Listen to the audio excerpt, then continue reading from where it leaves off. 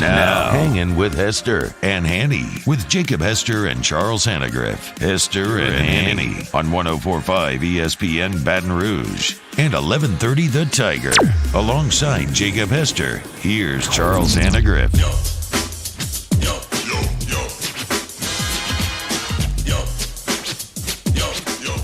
Yo, and welcome in to Hangin with Hester and Hanny, presented by Richards Honda. Jacob Hester here with Josh Ward and Paul O'Neill on the ones and twos. We've got a big show planned for today at 12:45. We'll be joined by Tom Hart of ESPN. He was on the call for LSU basketball last night in their dominant win against Texas A&M to open up SEC play. Connor O'Gara of Saturday Down South is set to join us at 1 o'clock to talk bowl season. Kat Terrell of The Athletic to talk New Orleans Saints at 1:45. Christopher Doring at 2 o'clock. And we're letting Playboy Marty come on the show at 2:30 to give you his bowl picks as well. But if you're wondering where the handyman is, don't worry. He is leading us up to Tom Hart at 12:45. Charles Hannegriff joins us via the telephone. Handyman, it feels like years since we've seen each other. It's been quite a while. It's been an interesting break, if you will, for me. I was actually supposed to, as we are speaking right now, being wheeled into surgery, but some complications due to a fever, and had to postpone that. Of course, with a fever, I can't go in the building, so I was kind of caught. So I said, "Yeah, man, let's do something on the phone." I can talk, right? A little bit of a strange path, not what I had planned at all for what was going to go on during this particular time. So I'm glad to talk to you, though. I can actually see you on television from where I am, so I remember what you look like. Oh, nice. I got a nice little picture of you as well here in studio. But we have, Hanny, a lot to get to because since you and I have actually done a show together, and it hasn't really been that long, a lot's happened with LSU football. And yes, we will get to the LSU basketball part because they were dominant last night against Texas A&M. But since we've last had a show together, LSU is now looking for an offense coordinator, a passing game coordinator, a quarterbacks coach, a linebackers coach, a defensive coordinator, a safeties coach, a defensive line coach. I mean, you've got big-time turnover in the LSU coaching staff. We thought most of this would happen, so it's not really surprising. But now as we sit here and we look at it, we're going to have to start figuring out, okay, who's going to replace all that you lose on your coaching staff from the 2020 season? Yeah, and, before you get into specifics, I think what you want to talk about, at least for me, is you want to talk about procedure. How is this going to proceed? In other words, if I were at Orgeron, I would want to have my defensive coordinator in place before I had any of my defensive coaches in place. I would want to have my offensive coordinator in place before I have my passing game coordinator in place or any other coaching changes that are made there. I get very nervous when coaching hires from a staff level get made by outside influences. In other words, this guy, you have to hire him, and you end up hiring a guy, and then you bring in a different coordinator, and maybe they don't see eye to eye. So I think there's an order to this that's crucial. I think it starts with Ed, and I think he's got the blessing of time here. There's not a huge recruiting element to this that they've got to have coaches in place. Spring football is a long way off, and the kids aren't even on campus right now. So he's got all the time he needs to be able to vet any number of candidates, draw advice from wherever he feels like he should draw advice from, and then take the candidates, sort through them, and make the right call at the top of the offensive and defensive pyramids, and then work down from there. If he does that, and I think that's the direction that they're going, then I think he'll be fine. But don't get out of order, it would be my advice at this point. One of the things that we talked about yesterday, Hanny, was you don't necessarily have to hire a passing game coordinator. That's a position that you filled the last 3 seasons, but if you bring the right offensive coordinator in, well, obviously he can handle both duties, and that allows you to hire another staff member somewhere else potentially. Maybe if you want to have a true coach in the tight ends room, and instead of kind of doing it by committee, that's something that you have the ability to do. But do you think they'll follow the same blueprint that they've had over the last 3 seasons? I think it's more likely because the offensive coordinator almost always works with the quarterbacks. It alleviates you from having to hire a dedicated quarterbacks coach. So I think it's probably more likely that they will follow the blueprint. Now, they don't have to. They could go in a different direction. But if it's me, I want my offensive coordinator I want him in the quarterback's room as much as possible. And that allows the passing game coordinator to work more with the receivers and a little bit the tight ends. I think that you remember that Joe Brady did a good bit of that. Scott Linehan's role kind of got lost. I know it was supposed to be third down and red zone, but never really saw his influence on much of that. So I would say, if it were me, that the offensive coordinator, quarterback specialist, and that the passing game coordinator would assist with the receivers and the backs. All right, Haney, as you mentioned, obviously on the other side of the football, you're dealing with a lot of turnover as well. There's a couple of different situations that could play out. Corey Raymond could now just be the defensive backs coach if that's something they want to do. We talked about really separating that room, and it felt like a lot got lost as far as the communication when there was the 2 rooms, because it didn't look like the safeties and the corners were ever really on the same page. You can now, knock down that wall in the meeting room and have it one big room. Corey Raymond could go back to being the defensive backs coach. But obviously, like you mentioned, it starts with the defensive coordinator hire. Marcus Freeman, a guy I played against when he was at Ohio State, is a name out of Cincinnati that we've kind of heard tied to this job. Anything else that you're hearing as far as potential candidates for that defensive coordinator position? Well, the only other name that it has been mentioned prominently was Derek Mason from Vanderbilt, and of course he had a good run out at Stanford. I would say that there's 2 things on a defensive coordinator hire. And number one, and there's really no way getting around this because it's something that the head coach believes in. The guy that comes in has got to be a 4-3 guy. Yeah, and they're not going to switch back at this point. And I think they're recruiting to that model anyway. So he's got to be a 4-3 guy. That's first and foremost, because if he's not, it's just not going to work with the head coach. And the second thing is, I wouldn't mind. I don't know if it's going to work this way or not, but I wouldn't mind them being more of the defensive coordinator being an overseer. If Corey's going to coach all of the defensive backs, and I think that's probably a good idea, then you can hire a dedicated linebackers coach, and then you would have the defensive coordinator as more of an overseer than having to coach one position group. Now, that's not the only model that'll work. There are other models that'll work, but if you're not going to bring in a safeties coach and you're going to let Corey Raymond coach the entire secondary, then to me that resource would maybe be best used as hiring a dedicated linebackers coach and alleviate that burden from the defensive coordinator. That way, the defensive coordinator that you bring in does not have to be a position specialist at any of the layers, at any of the levels. right. Hanny, obviously there was news today. Austin Thomas coming back to LSU. That report is out there to replace Sam Nader, who's going to retire. And Sam Nader, absolute legend. We've talked about him many times on this show, but that signals to me that everywhere LSU's trying to get younger.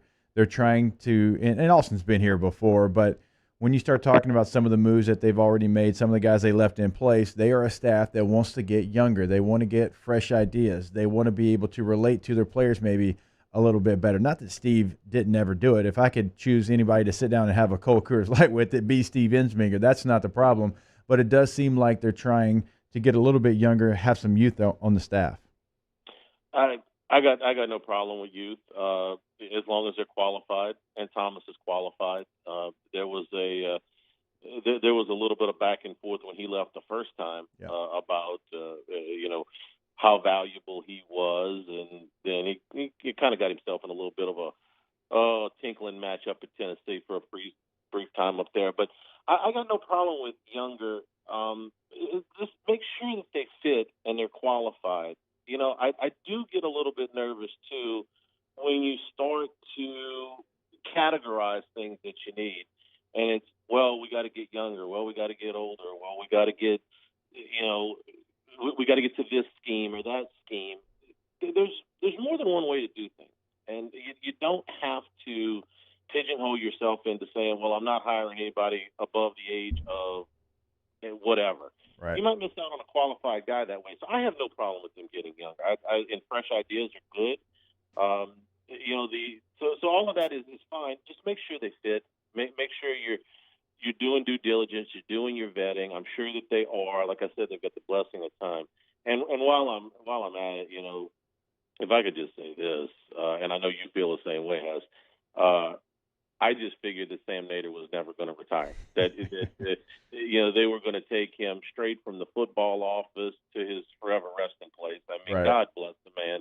That he's been at LSU since the 1970s, and believe me when I tell you that surviving that many different regimes, whether it be head coaches, presidents, chancellors, athletic directors, you name it, is one of the more Herculean feats that I've ever seen in LSU athletics. Okay, because if you just, and I won't go through them name by name, but everybody's familiar with the names that have been here since the 1970s to now, over a career of over 40 years.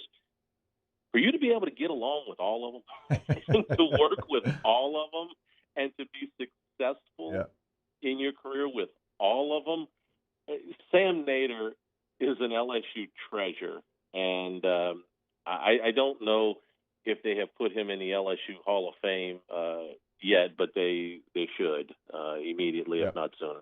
And you're exactly right. I remember Les, kind of had his own Sam Nader, and he did bring him down, and he was a good enough guy, but he brought him down from Oklahoma State, and he was going to kind of work with Sam Nader, and I think Les quickly found out, you know what, there's only one Sam Nader. He does his job extremely well. There's a reason he's been here since Moby Dick was a minnow, and we're just going to keep moving forward with Sam Nader. So an absolute legend, 318-31 great, graduated from Byrd High School, so love Coach Nader and all that he's done for LSU. We will take our first break of the show. Don't worry, we've got Hanny for a couple more segments. When we come back, we'll get into some of the names surrounding the offensive coordinator position. We threw some defensive coordinator names out there. We'll also talk LSU basketball with Hanny as they dominate Texas A&M last night in the SEC opener. This is Hangin' with Hester and Hanny, presented by Richard Honda. Hangin' with Hester and Hanny. Off the Bench, Hanging with Hester and Hanny, after further review and more, are all live daily on the 104.5 ESPN Baton Rouge YouTube channel. Subscribe now to interact with us inside the live chat driven by Bayou Ford. The winner is the dog with antioxidant vitamin C. Given the choice, why wouldn't you choose the one with antioxidant vitamin C? Choose Vizzy Hard Seltzer. Gulf Coast Bank and Trust is a local bank with a straightforward philosophy. It's about doing the right thing for our customers. Participating in our community with annual local fundraisers. Offering individual attention in a modern banking atmosphere with a trusted local company. Gulf Coast Bank invested in technology with a local touch, giving our customers the power to bank anywhere, anytime. We're building relationships through personal service as the bank that cares about you. Gulf Coast Bank and Trust, the bank that cares about you. Toyotathon is happening right now at Corval Toyota in Opelousas. Get into a 20 Highlander for $4,600 off MSRP. Come on down to Happy Town for Toyotathon. That's Corval Toyota in Opelousas, Happy Town, USA. To the heroes who are working tirelessly to care for our communities, we thank you. We will never forget the countless hours you dedicated on the front lines, choosing to risk your own health to fight for our friends, neighbors, and family members. I mean, you guys are out on the front lines fighting it. We are grateful for your heroic acts and unwavering spirit. Together, we are overcoming this adversity and make our state healthier and more vibrant again. Ochsner Health. Hello? What's up, B? What you doing? Chilling at the office working. Technical College. Contact ITI to enroll in our Construction Management Associate and Occupational Studies degree program here at our campus located on Airline Highway in Baton Rouge. Learn to plan, coordinate, budget, and supervise construction projects, and collaborate with engineers and architects in the residential, commercial, industrial, and heavy civil construction industry sectors. We're affordable. You'll fit in and work with some of the best instructors in their field of expertise. And financial aid is available to those who qualify. ITI Technical College. Begin your journey to a better life. For more information about graduation rates, the median debt of students who complete the program, and other important information, please visit our website, www.itikollege.edu/disclosures.htm. Since the early 1800s, the Selassie family has played a significant role in the retail industry in Louisiana. Stuart Selassie has achieved the Certified Diamond Graduate designation from the prestigious Gemological Institute of America. What that means to you, whether it's appraisals, design, build, repair, or diamond sales, you have an expert you can count on. At Selassie's, you make all the right choices. Selassie Jewelry and Fine Gifts in the heart of the Denham Springs Antique District. Find them on Facebook. There has never been a better time to put yourself in a brand new 2020 Acura MDX from Acura Baton Rouge. They've got several of these to choose in stock, and they must go to make room for the new models next year. So right now, Acura Baton Rouge is offering you a deal they've never offered before. When you purchase or lease a new 2020 Acura MDX, you'll get free maintenance for 3 years or 30,000 miles. But you've got to act fast because these vehicles will go fast. Visit Acura Baton Rouge on Airline Highway south of Seguin for a test drive, or online at AcuraBR.com. Rebel Graphics, where decals, banners, signs, prints, stamps, vehicle wraps, partnerships matter. Rebel Graphics, where you matter. Rebel Graphics with an X. Hey, it's Dorian Oka. Join me and Mel Kiper Jr. for Dorian Mel Saturday mornings at 8 on 104.5 ESPN Baton Rouge. Brandon Holly here. Secure your home with Storm Impact Windows. ReliefWindows.com. Hey, it's Musso wishing you a happy new year from everyone here at Off the Bench. We're off for the next couple of days, but the guys will be back on Monday, January 4th, to start the new year. Join us then on Off the Bench, 104.5 ESPN Baton Rouge.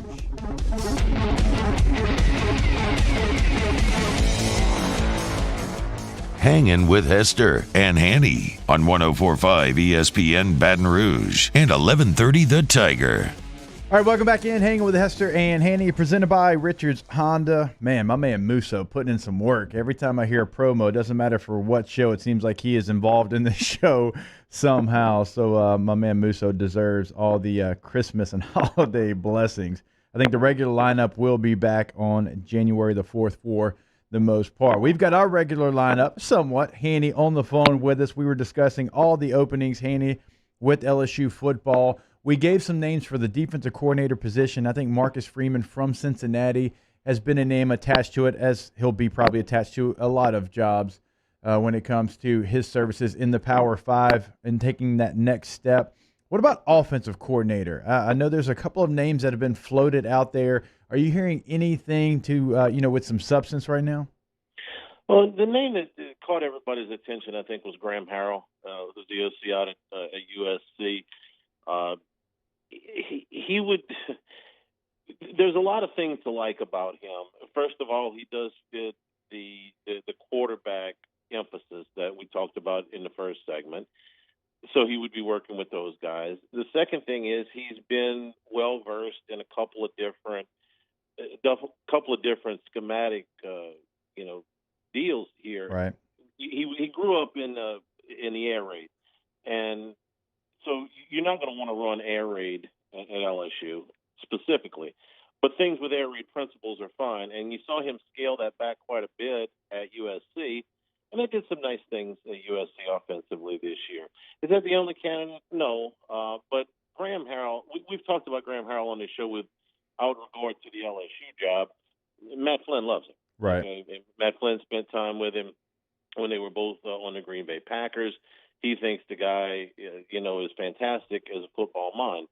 So that's one name that has come up. We hear Russ Callaway an awful lot, maybe more of a fit for the passing game coordinator. He's already on staff. He's called plays before. They think an awful lot of him. Wouldn't be surprised if when this all shakes out that he were to get a promotion. That could happen. Kind of a wild card name, and it shouldn't be a wild card name because it's a familiar name. Was George Munoz, who got let go at Baylor, and that was a little bit of a surprise. Last year when Joe Brady left, it was kind of, I don't want to say it was assumed, but a lot of us thought that Munoz was a shoo-in for that job. And when he left and went to Baylor, it was a real surprise. And in retrospect, maybe a mistake because Linehan certainly did not work out here. So he's out there. Does that mean he's a candidate now? I don't know. There had to be a reason he didn't get the job the last time. I don't know what that is.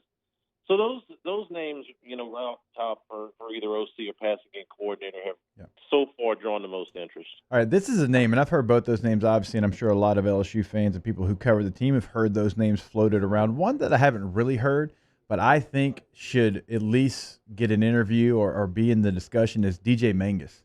He was here on staff with Joe Brady. He's Joe Brady's right-hand man. He's been a coordinator at the collegiate level, although I know it's not the LSU level. It was at William and Mary. I understand that, but this is a guy that knows the offense. He knows Joe Brady's offense, and obviously he's now with the Carolina Panthers. So now he has, pro coaching under his belt on his resume. This is a guy that I think makes a lot of sense. Again, he might be a lot would assume maybe the passing game coordinator, not the offense coordinator, but I think he's done enough, Hanny, to interview for the offense coordinator job. Yeah, Jacob, one of the things that is working in LSU's favor here is that they parted ways with Joe Brady on very good terms. They made him a huge offer. He said, guys, I just want to go back to the NFL, and the offer is even bigger, and they understood that. So it was not an acrimonious parting of the ways, meaning that Ed Orgeron can pick up the phone and call Joe Brady and pick his brain. Yep. And say, listen, we caught lightning in a bottle with you. Everything worked. Now, Steve's not going to be here anymore, but you knew what worked here. You know the dynamic of the team. You know a lot of the personnel even. What do you think? And that phone call, I'd love to be a fly on the wall to be able to listen to that, because I got to believe that that's a resource that they're going to tap. So anybody that's attached to Joe Brady is going to get a look, I'm sure.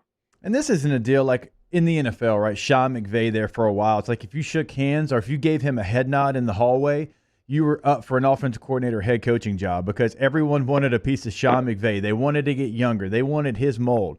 That's why you saw moves in Cincinnati and Green Bay kind of in the same mold of a Sean McVay. It's not that. It's not just because he's been with Joe Brady, he knows Joe Brady, that would be the reason. This is a guy with a real resume. I think he's done a really nice job in the roles where he's been. He's been the offensive coordinator. In fact, he was the second youngest offensive coordinator in Division I football at William & Mary in 2017 and 2018. He spent time at LSU in 2019. He's been with the Carolina Panthers. He's been other places. He started his coaching career right after his playing career. So that's an interesting name to roll out there for me. And Hanny, like you said earlier in the first segment, we don't know who's going to be available. There's still going to be names that are available after this bowl season, albeit a crazy, weird, odd, doesn't look like a bowl season, but there will be other names, and LSU doesn't have to hurry, because the one position they are trying to recruit still is the offensive line, and that's actually one of the few position coaches that you kept the same with James Craig. So if that's your targets, the offensive line, and a couple of Louisiana targets that they've already made relationships with, you don't have to rush unless there's a name that you think might get poached from someone else. Yeah, and I'll run this by you, because when Ed Orgeron had to hire his first offensive coordinator, there was a clamoring that it had to be a name. It had to be I hate to use the word brand, right, but it had to be somebody that was going to make a splash, that was going to get everybody's attention. And that could not have been a worse reason to go out and hire somebody. Cam Cameron was a big name too, and he was an awful coach. So I hope that the hiring of Joe Brady gives them the autonomy, whether it's implied or not, to go hire the person that they feel is best qualified for the job. And if it ends up being a Russ Callaway, who very few casual football fans know who he is, or anybody else that they feel like is qualified. When they hired Joe Brady, the only thing that gave him any kind of, name recognition was the fact that he had been with the Saints. Well, this next guy doesn't necessarily have to be like Graham Harrell. Everybody knows who Graham Harrell is. Okay, he's a very successful quarterback at Texas Tech, and he played in the NFL. We know who he is. But it doesn't mean that he's the only guy out there that could do this. And if it ends up being somebody that is not as big of a name, but it's who they think is going to be the best, then by God, let them do it. I completely agree with you. I think sometimes when you're hiring a coordinator, not just at the collegiate level, the professional ranks as well, you go get a guy who's been a head coach just because. Always been a head coach. Surely he can go back to being a coordinator like he was before he got the head coaching job, and it's not always a fit. So there's a lot of things that kind of go into it that need to go into it. And when you're talking about this much overturn, you had the same thing last year. Now it was more with players than coaches, but there's going to be a lot of new faces. Hanny, we don't know if there's going to be a spring football. Like we assume there's going to be a version of spring football, but you hope there is, because if you hire this many new positions, 6, 7 new positions, and you don't have a spring football, that's because you're not able to. I mean, no matter who comes in offensively, they're going to have their own stuff, their own terminology. Even if they take some of the things you did well last year and try to use the same terminology, there's going to be different stuff along the way. The checks are going to be different. The protections are going to be different as far as what they call them. And I think we'll have a spring. I truly do. But you need all the time you can. That's why I don't think you have to rush it. You don't have to make the decision today. You do have a couple more days, maybe a week left. But you do want to get it done before you start any type of coming back together as a team. To say nothing of the fact that I think there's going to be a pretty spirited quarterback battle going on. There's without question. I mean, you're talking about there's going to be 3 guys that are battling for that position with a young buck coming in who's only, ever been the guy. So that's a great point that you make, that if you didn't have a normal spring, I don't even know where you go from there, Hanny. I don't either. I guess it would be with the guy that started the last game, but that's, let's try not to think of it in those terms. Let's go settle it on the field. All right, we've talked LSU football for the first couple of segments. I've promised LSU basketball as they were able to take care of Texas A&M 77-54. Cam Thomas with yet again another highlight game with 32 points. We'll talk about that whenever we come back. This is Hangin' with Hester and Hanny, presented by Richard's Honda. Hangin' with Hester and Hanny. Of course, we're brought to you by Garcia Roofing as well. You can find them online at GarciaDidMyRoof.com. They win the awards every single year, 2 years in a row, in fact, on the LSU 100 fastest growing Tiger businesses. Number 19 on the list this year, in fact, best in ascension when it comes to roofing companies. And I can stand behind all of their work just like they can with that Garcia guarantee, because they did it for me. Go to GarciaDidMyRoof.com. Again, free roof inspection right there on the top right of the homepage. I cannot encourage you to do this enough. If you've got any questions when it comes to your roof, if it's a leak, if it's a full replacement, whatever it might be, this is free to you. They're going to come out and they're going to tell you exactly what you need. They save me thousands. They can do it for you, and you're going to get the best work. There's no gimmicks with Garcia Roofing. They don't have gimmicky stuff. No, they just stand behind their word, and they win awards because of it. Again, GarciaDidMyRoof.com is the website. If you want to give them a call to set up that free roof inspection, you can do that as well. 225-756-3100. Our listeners fire off their opinions on the JimsFirearms.net hotline at 499-1045. Keep listening for your next chance to shoot us your thoughts with the JimsFirearms.net hotline on 1045 ESPN Baton Rouge. Le posso offrire un caffè? Andiamo insieme da me, non c'è. Call Mr. Electric today for electrical repairs, upgrades, and installations. This isn't just another day. It's so much more. Kelly's life was put on hold when her auctioneer primary care doctor discovered a rare blood disorder. Her doctor connected her to an auctioneer care team of cancer, heart, and kidney specialists. With multiple primary care locations around Baton Rouge, same-day appointments, and online scheduling, we're relentless about keeping you healthy. Auctioneer Baton Rouge, innovating healthcare for Kelly. Gulf Coast Bank and Trust is a local bank with a straightforward philosophy. It's about doing the right thing for our customers. Participating in our community with annual local fundraisers. Offering individual attention in a modern banking atmosphere with a trusted local company. Gulf Coast Bank invested in technology with a local touch, giving our customers the power to bank anywhere, anytime. We're building relationships through personal service as the bank that cares about you. Gulf Coast Bank and Trust, the bank that cares about you. If I built a van, it would do more than haul. It would carry my entire business. I'd make it available in dozens, if not thousands of configurations. It would keep an eye on my fleet. And an eye out for danger. If I built a van, I'd make it available in diesel and gas. And I'd build it right here in South Carolina. Introducing the all-new Sprinter, starting at $33,790. Built in the USA. Mercedes-Benz. Vans. Born to run. To all of our heroes working on the front lines of this COVID-19 pandemic, your bravery and selflessness represent the very best of us, and we want to say thank you.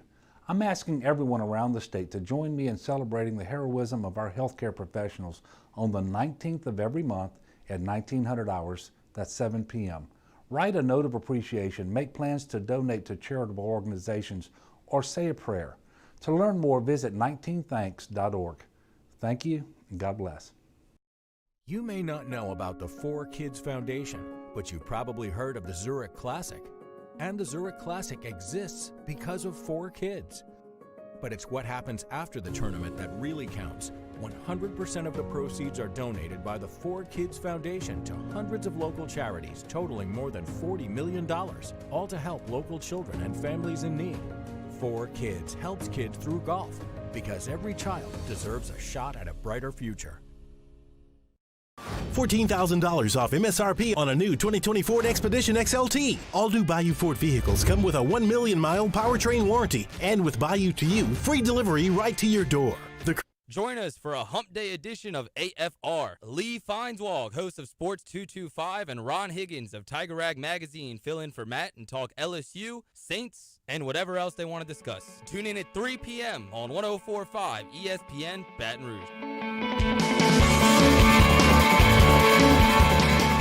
Hangin with Hester and Hanny on 104.5 ESPN Baton Rouge and 1130 The Tiger.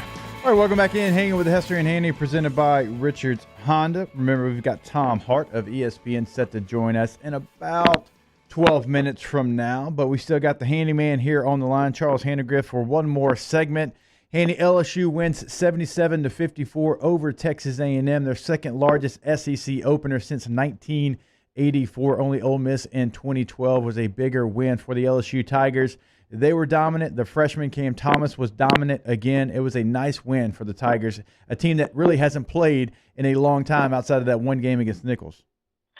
Yeah, and they needed the Nichols game to get back, because that wasn't very pretty against Nichols. It's kind of like a horse race. You get a horse that got a long layoff and he needs that one race back, and in the second race back he's better.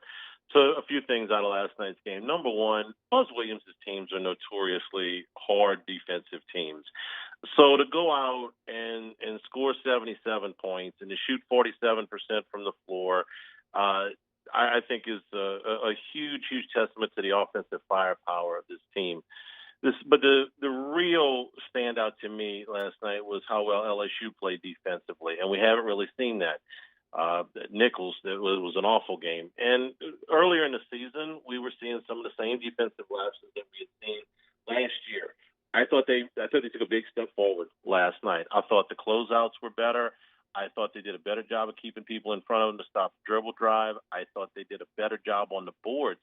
And the part of the game, we always like to break the game down into 4-minute segments. And there was kind of a double 4-minute segment, or a 1.5 4-minute segment in the first half that I thought really defined the game. From the time it was 19-18 LSU, they went on a 17-2 run, and a couple of things happened in that time. Now, it's easy to point at the three-pointers, okay? That's easy. But what they did, they were +4 on the boards during that 5.5-minute stretch.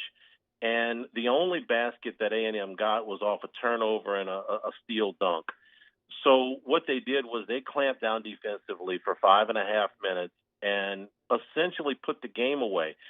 You go to up 16. Well, you don't blow 16-point leads at home, and they didn't, and they kept up the intensity in the second half. So I would be remiss if I didn't talk about the defense first, because that's been the biggest glaring problem.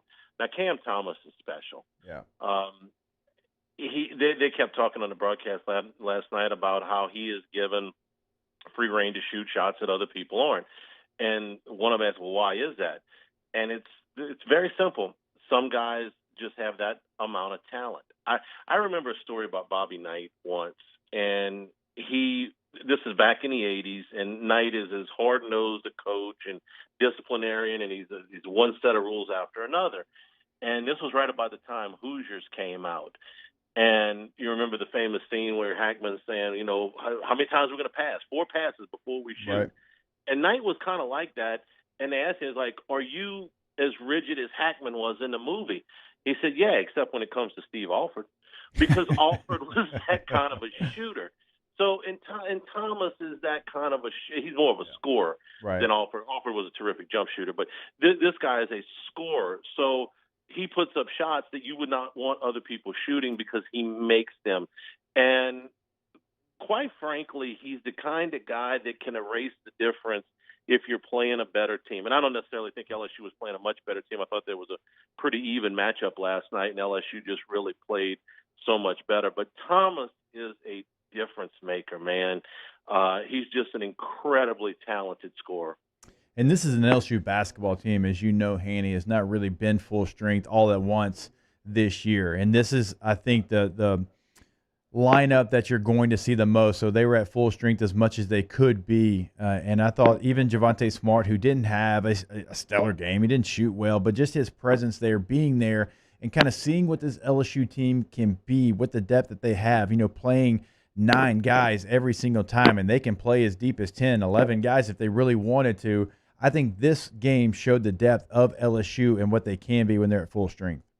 Yeah, they were without Sharif O'Neal last night, who gives them another big body. But, yeah, you're right. And I think it was predictable what happened to Javonte. The time that he missed in the COVID protocol, I thought really affected. How could it not? I mean, if you can't practice for, I want to say it was better than a week where he couldn't do anything, you don't just walk back out there and everything goes terrific right off the bat. So the fact that he could go out there and shoot 1 for 8 and they still win the game by 23 points is pretty telling, I would say. And another individual performance I like to point out from last night, Lonnie Wilkerson on the defensive end. During that stretch, when I tell you they were +4 in the rebounds, he picked up 3 out of the 4. And when we were talking about early in the season when he wasn't in the starting lineup, it was, hey, is he going to go in the starting lineup? And I thought, well, if you do that, you're going to take him off that second unit where they can really use him. Well, they've got LeBlanc now. They've got Manning back that they didn't have early in the season. So you can put Wilkinson, the more talented player, in the starting lineup and not have it completely decimate your bench. I really like his game. I think he does a lot of things well without shooting the ball. And I think he's going to be a really important piece for them. Now, your next time up, you're going on the road. You're facing the Florida Gators. This is a team that there is a rivalry with, I believe, in basketball. When these two teams really get together in any sport, we could point to baseball, we could point to football. Obviously, the intensity goes up. Florida is a team that's dealing with, obviously, they've got issues as far as injuries and different things as well, but it's a really good basketball team, a good test for LSU. Florida's only played 4 games on the season so far, so they still got some learning to do, some growing to do. They're trying to figure out who they are. It's a really good opportunity for LSU to go to Gainesville and get a victory against what I think will be eventually a good Florida team. I wish they'd have played Florida first, to be honest with you, because Florida's playing tonight for the first time in 18 days. Yeah. And I just can't imagine that they're going to be sharp.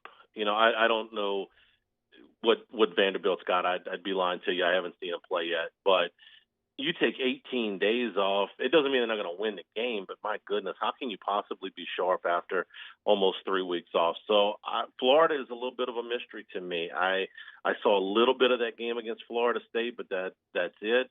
And they've had multiple games canceled since then. So I would suggest that catching Florida sooner before they get back into any kind of rhythm. I'll be watching, very interested tonight to see what they've got. And Florida is a 7-point favorite in that game against Vanderbilt. Vanderbilt 2-4 on the young season with losses at Davidson and loss against Richmond. They've beat Alcorn State. Richmond's good. Richmond's good. Richmond is good. Richmond is one of those 6 losses to a 1-6 Kentucky team. How crazy does that sound coming out of your mouth? 1-6 Kentucky. Oh, it's never come out of my mouth before because it hasn't happened since the 20s. Hanny, I appreciate you hopping on with us. Can't wait till we can get back together on a daily basis. But obviously, we know you got some issues there with the old hips. But glad to have you on today. It was good to catch up, and we'll talk to you soon, brother. Happy New Year to you, Jacob, and everybody else. All right, you as well. There he is, the host of this show alongside myself every day, typically. Charles Hanagriff, good enough to join us for 45 minutes. All right, we're going to take a break. When we come back, Tom Hart, who was on that call for the LSU-Texas A&M game, will join us to talk about that and much more here on Hangin' with Hester and Hanny, presented by Richards Honda. Hangin' with Hester and Hanny. We opened up the playbook and expanded our coverage. Listen daily in high definition on 98.1 HD2. We are 104.5 ESPN Baton Rouge. If I built a van, it would do more than haul. It would carry my entire business. I'd make it available in dozens, if not thousands of configurations. It would keep an eye on my fleet. In and eye out for danger. If I built a van, I'd make it available in diesel and gas. And I'd build it right here in South Carolina. Introducing the all-new Sprinter, starting at $33,790. Built in the USA. Mercedes-Benz. Vans. Born to run.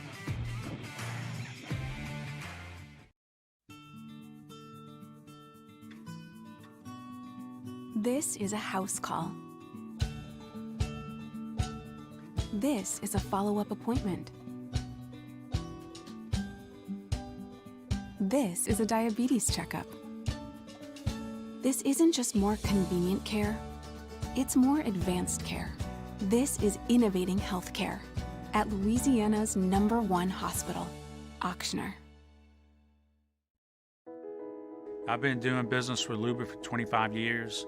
They're dependable, trustworthy. It's just the attention to detail with our clients. Our folks have years and years of experience. They're highly trained professionals, but many companies have that asset.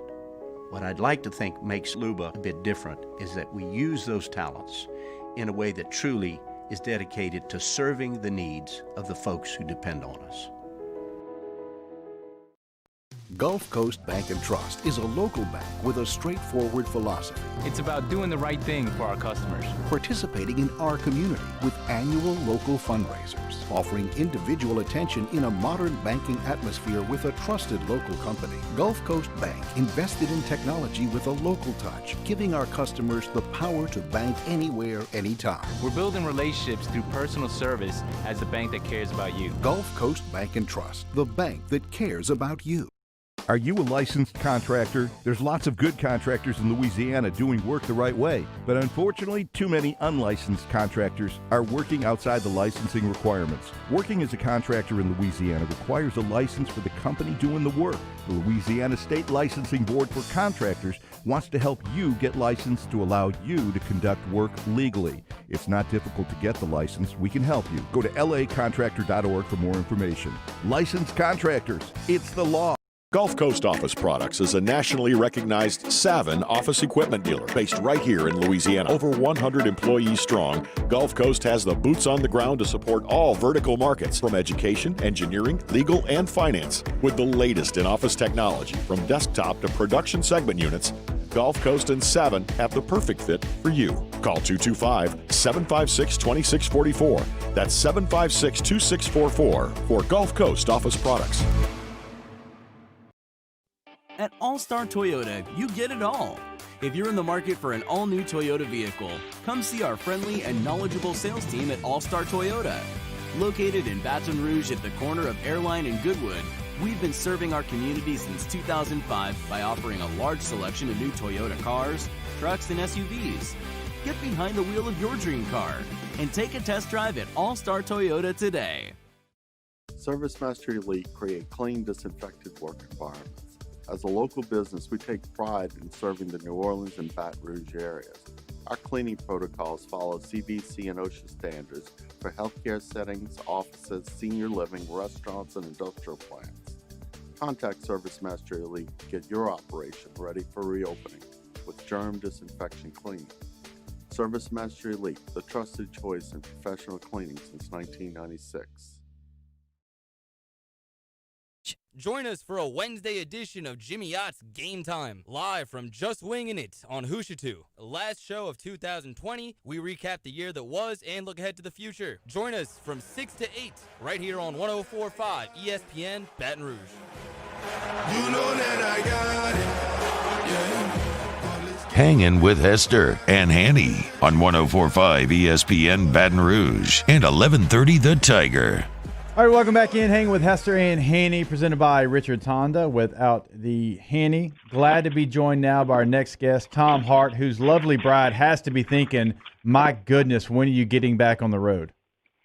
That is so true. My kids, too. They're like, wait, you're still here? Hey, you've my been, son actually is, my son is really not happy with me.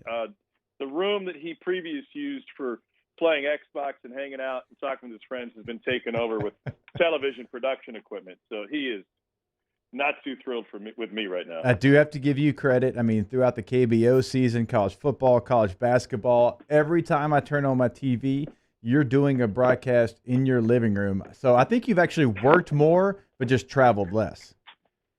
You're absolutely right. Yeah, more airtime than Leave It to Beaver lately, but a lot less pat downs by TSA. So that's good. Speaking of, you're set up in your office. I'm pretty sure Cam Thomas took a shot from there last night. Did you see our post game interview with him? I did. It was fantastic. I asked him if people didn't see it. I said, "Where's your favorite spot on the floor to score from?" And he said, "Anywhere." And he was dead serious. Like, he was just, it wasn't trying to be funny or deadpan. He was dead serious. No, anywhere. And my partner asked him, because he missed a couple in a row at one point, hey, what do you do when you get off to a slow start? Like, what's the shooter's mentality? And he goes, keep shooting. And he's got that. And as a freshman, Tom, he's got the ability. I mean, he has the green light to be able to go out there and do that. You just don't see that often. This is a guy that has come into a pretty veteran basketball team, especially when you start talking about this day and age in college basketball, and he has quickly become the leader with probably the only green light on the team to shoot from anywhere in the building. It's not just green. It is fluorescent green. It is nuclear green. It is the color of the river in The Simpsons that runs next to the nuclear plant. It is that color green. I don't know. I hesitate, though, to call him a leader. I mean, he's certainly their go-to on the offensive end. I think it takes a little bit more than just 6 or 7 games to be able to lead a team, especially in conference play where the competition is going to pick up. What LSU has is they have enough pieces around him that are confident in what their roles are, that they don't worry about the fact that this guy just showed up on campus and he jacks up a shot 37% of the time that it touches his hands. They're fine with that because they know that to be a winning team, they need a threat from the perimeter, and he's that. He's not just that. I mean, there was a moment late in the game last night where he missed a three and there was an offensive rebound and they got it back and somebody put up a shot from the right side and he was on the weak side and he recognized, like, okay, this is my chance to slash in there, get an offensive rebound and a putback and get, I think that was his 29th point of the game. So he just has a feel for the offensive end of the floor, and LSU needs that. They need better ball distribution. That is something that they're really lacking, and Will Wade talked about that. They've got to be a better passing team, but they can score with just about anybody, and Cam Thomas is the one who leads the way. Yeah, and he is the star. There's no question about it. But this team does feel different in the aspect, and you've covered LSU basketball for a long time. You've covered their games. If they missed a Tremont Waters, like they could do that for 1 game, maybe 2 games a couple years ago. If Skylar Mays was out for a game, maybe 2 games, okay, we can deal with that.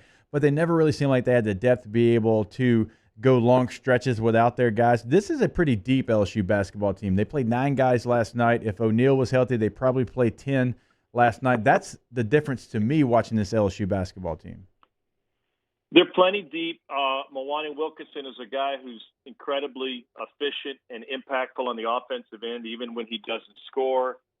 Charles Manning, is a guy that can be impactful. Eric Gaines can give you good minutes. I've done a couple LSU games and haven't had a chance to see O'Neal yet. Trenton Watford is still a really good offensive player. What they're missing right now, we talked about the passing. Javonte Smart is a two-guard playing the point, really. And so it's that mindset of we need somebody to lead the offense, to direct, somebody to drive the bus. And I think he can do it, but I think they need him to do it. I think they need him to think pass first, set up guys, distribute the ball, get everybody in the right place. And he just hasn't done it yet. And it might be asking a lot of him because, he's a two. The guy can score. And in any other offense, he might be a featured scorer. But that's what I really think they need, because there are times where they bog down on the offensive end and they just get to like one guy and the shot's going up as opposed to move the ball a little bit, find the best shot for the team in this instance. Catching up with Tom Hart of ESPN here on Hanging with Hester and Hanny, presented by Richards Honda. All right, we mentioned that you've been working a ton, but at least you don't have to see Cole Kublik's face anymore. I mean, at least you get to avoid that for just a little bit. Well, it's funny you should bring him up. I was just on his show, and he didn't like a story I was telling about a time 4 years ago that we got a flat tire leaving the Houston-Memphis game on our way to Nashville for a Ole Miss Vandy game, and he got into his phone and he tweeted out the video, and he posted a video from 4 or 5 years ago about, and basically what the video shows is there were 5 of us in the car, 4 of us were working together as a team to change the tire, and he was taking videos for social media. Yeah. Oh, so he wasn't even on his own tire, putting it to doing it by himself, and the other, took 5 of y'all for one. No, he was actually just videoing. Well, I'd give him credit. He did 2 things that afternoon. Okay. He videoed so he could put it on social media like the wannabe millennial that he is. Yes. And then he did a Feinbaum interview. And that's it. Those are the 2 things he did, while the rest of us got the spare out, moved the luggage around for the wheel, jacked the car up, removed the lug nuts, replaced it with the spare, but, rearranged the luggage again, playing Tetris in the back. And then got on the road, and by the way, he was the one that gave us the flat tire. He was the one that drove it into the shoulder and was clueless the whole way. And didn't even change one of the tires. And now I'm questioning if he even knows how to change a tire. I might text him right now just to find out. Of course, he's probably going to lie to me, but if he's videoing, he did the damage and then didn't change the tire, that tells me he never learned how to do that trade. Worst kind of teammate. That's a guy who shoots the ball but refuses to rebound, or wants to be the first one on the offensive end but never runs back on defense. We'll play both ends of the floor here, buddy. All right, we've got about another minute left here with Tom Hart of ESPN. You've got the call tonight, Tennessee at Missouri, 2 of the ranked teams, the only 2 ranked teams actually in the SEC, and that's going to be a big matchup. I know you're excited to be on that one. Yeah, it'll be fun. Tennessee's got an incredibly versatile offensive team. They got 5 guys that average in double figures. But more impressive than that is they've been a lockdown defensive team this year. And they go on the road for the first time. And Missouri has arguably the best win in the SEC so far this year. They've actually got a couple of really good wins. They've traveled, and very few teams have traveled. They went on the road. They won at Wichita State. They played kind of an odd neutral site game in Omaha against Oregon. They won both of those. And they had Illinois come to town, fresh off of a win at Duke, and they beat Illinois at their place a week or so before Christmas. So I think these are the 2 best teams in the league. They are definitely the 2 best teams in the league right now. Others have room to show that they belong there. Arkansas is undefeated but hasn't played anybody. Auburn has had a good start to the season but not great. And Kentucky is always a danger to turn it around.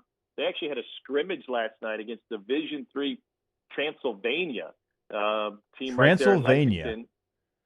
Yeah. That's a real school? Yeah, old Transy. Okay. That's a real school, yeah. All right. They were supposed to play South Carolina, but Frank Martin's team has been, postponing games left and right because of COVID. Frank Martin's team will play this weekend, but they lost that midweek game, and we'll try to reschedule it later. So Kentucky went out and instead of playing a real game and finding a non-conference opponent, which they tried to do, they just said, let's invite Transy up here, let's scrimmage, and let's get our guys some run. All right, fair enough. There he is, Tom Hart, hard-working man, much harder working than Cole Kubelik. I don't know. Y'all both work pretty hard. I guess I got to give y'all both that. We appreciate your time as always. Jacob, neither one of us are digging ditches, all right? We're not laying rebar. It's not really work. But thanks for having me. All right, Tom. Have a great afternoon. All right, we are set to take our last break of the first hour. When we come back, we'll be joined by Connor O'Gara of Saturday Down South to break down some of the bowl games that will be played. Of course, there's a couple games that have been canceled with SEC teams. We'll talk about the ones that we think will be played coming up. Connor O'Gara, Saturday Down South, here on Hangin' with Hester and Hanny, presented by Richards Honda.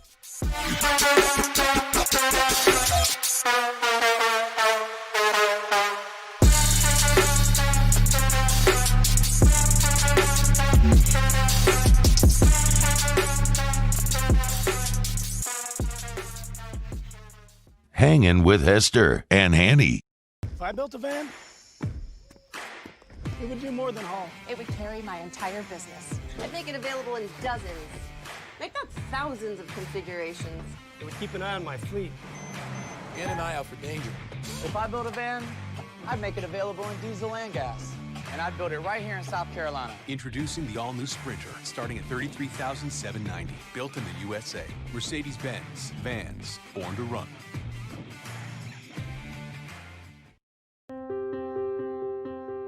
This isn't just another day. It's so much more. Kelly's life was put on hold when her auctioneer primary care doctor discovered a rare blood disorder. Her doctor connected her to an auctioneer care team of cancer, heart, and kidney specialists. With multiple primary care locations around Baton Rouge, same-day appointments, and online scheduling, we're relentless about keeping you healthy. Auctioneer Baton Rouge, innovating healthcare for Kelly. Gulf Coast Bank and Trust is a local bank with a straightforward philosophy. It's about doing the right thing for our customers. Participating in our community with annual local fundraisers, offering individual attention in a modern banking atmosphere with a trusted local company. Gulf Coast Bank invested in technology with a local touch, giving our customers the power to bank anywhere, anytime. We're building relationships through personal service as the bank that cares about you. Gulf Coast Bank and Trust, the bank that cares about you. To all of our heroes working on the front lines of this COVID-19 pandemic, your bravery and selflessness represent the very best of us, and we want to say thank you. I'm asking everyone around the state to join me in celebrating the heroism of our healthcare professionals on the 19th of every month at 1900 hours, that's 7 p.m. Write a note of appreciation, make plans to donate to charitable organizations, or say a prayer. To learn more, visit 19thanks.org. Thank you, and God bless. You may not know about the 4Kids Foundation, but you've probably heard of the Zurich Classic. And the Zurich Classic exists because of 4Kids. But it's what happens after the tournament that really counts. 100% of the proceeds are donated by the 4Kids Foundation to hundreds of local charities, totaling more than $40 million, all to help local children and families in need. 4Kids helps kids through golf, because every child deserves a shot at a brighter future. I've been doing business with Luba for 25 years. They're dependable, trustworthy. It's just the attention to detail with our clients. Our folks have years and years of experience. They're highly trained professionals, but many companies have that asset. What I'd like to think makes Luba a bit different is that we use those talents in a way that truly is dedicated to serving the needs of the folks who depend on us. Gulf Coast Office Products is a nationally recognized Savin office equipment dealer based right here in Louisiana. Over 100 employees strong, Gulf Coast has the boots on the ground to support all vertical markets, from education, engineering, legal, and finance. With the latest in office technology, from desktop to production segment units, Gulf Coast and Savin have the perfect fit for you. Call 225-756-2644. That's 756-2644 for Gulf Coast Office Products. Are you a licensed contractor? There's lots of good contractors in Louisiana doing work the right way, but unfortunately, too many unlicensed contractors are working outside the licensing requirements. Working as a contractor in Louisiana requires a license for the company doing the work. The Louisiana State Licensing Board for Contractors wants to help you get licensed to allow you to conduct work legally. It's not difficult to get the license. We can help you. Go to lacontractor.org for more information. Licensed contractors, it's the law. Choose your fighter. Dax, Dax, Dax, Dax, Dax. With antioxidant vitamins. Callahan Injury Lawyers.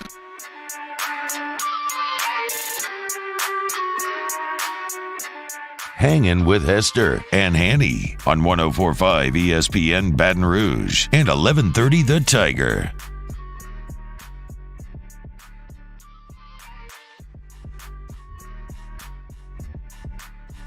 All right, welcome back in. Hour number 2 of Hanging with Hester and Hanny, presented by Richards Honda. We had a couple of SEC bowl games that have been canceled, ones that have been planned to be played, and I realize what the records have been, but we have not been able to get those games. I thought the Arkansas game would be important for their growth. We're not going to get that one, but we do have some SEC teams still planning to play in bowl games. We're going to break some of those down now with Connor O'Gara of Saturday Down South. Connor, how you doing this afternoon? I'm doing well, I'm just kind of getting into bowl mode right now. I feel like I haven't really been in full bowl mode yet, like where I'm watching, 10 hours of football on a given weekday. But I'm starting to get to that place after Christmas, and I'm so excited that finally SEC bowl games are starting.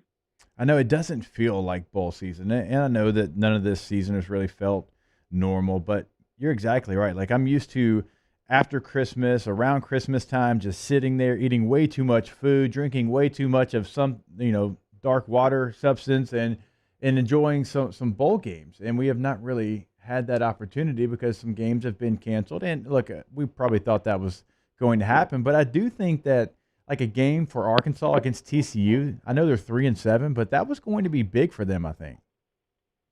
I agree. And, you look at what Arkansas has now with 7 seniors, I believe, was last I saw, who are returning for 2021. And that in itself will create some off-season momentum for Arkansas. But I thought that would have been a great opportunity for them to be able to get some additional practices and maybe not have some of the depth issues that they were dealing with down the stretch, when I really thought that defense, especially up front, was hurt by some of the injuries that they had over the course of the year, and a chance to finish the season off in a different way. I mean, go figure, we could have been talking about Arkansas having 4 wins at the end of the year. That's something that nobody would have predicted coming into this year. So missed opportunity indeed. Yeah, we've got some teams like the Florida Gators who are playing in a Cotton Bowl. I mean, one of the oldest bowl games that there is, a New Year's Six bowl game, and they're going to have 60 scholarship players available for this game.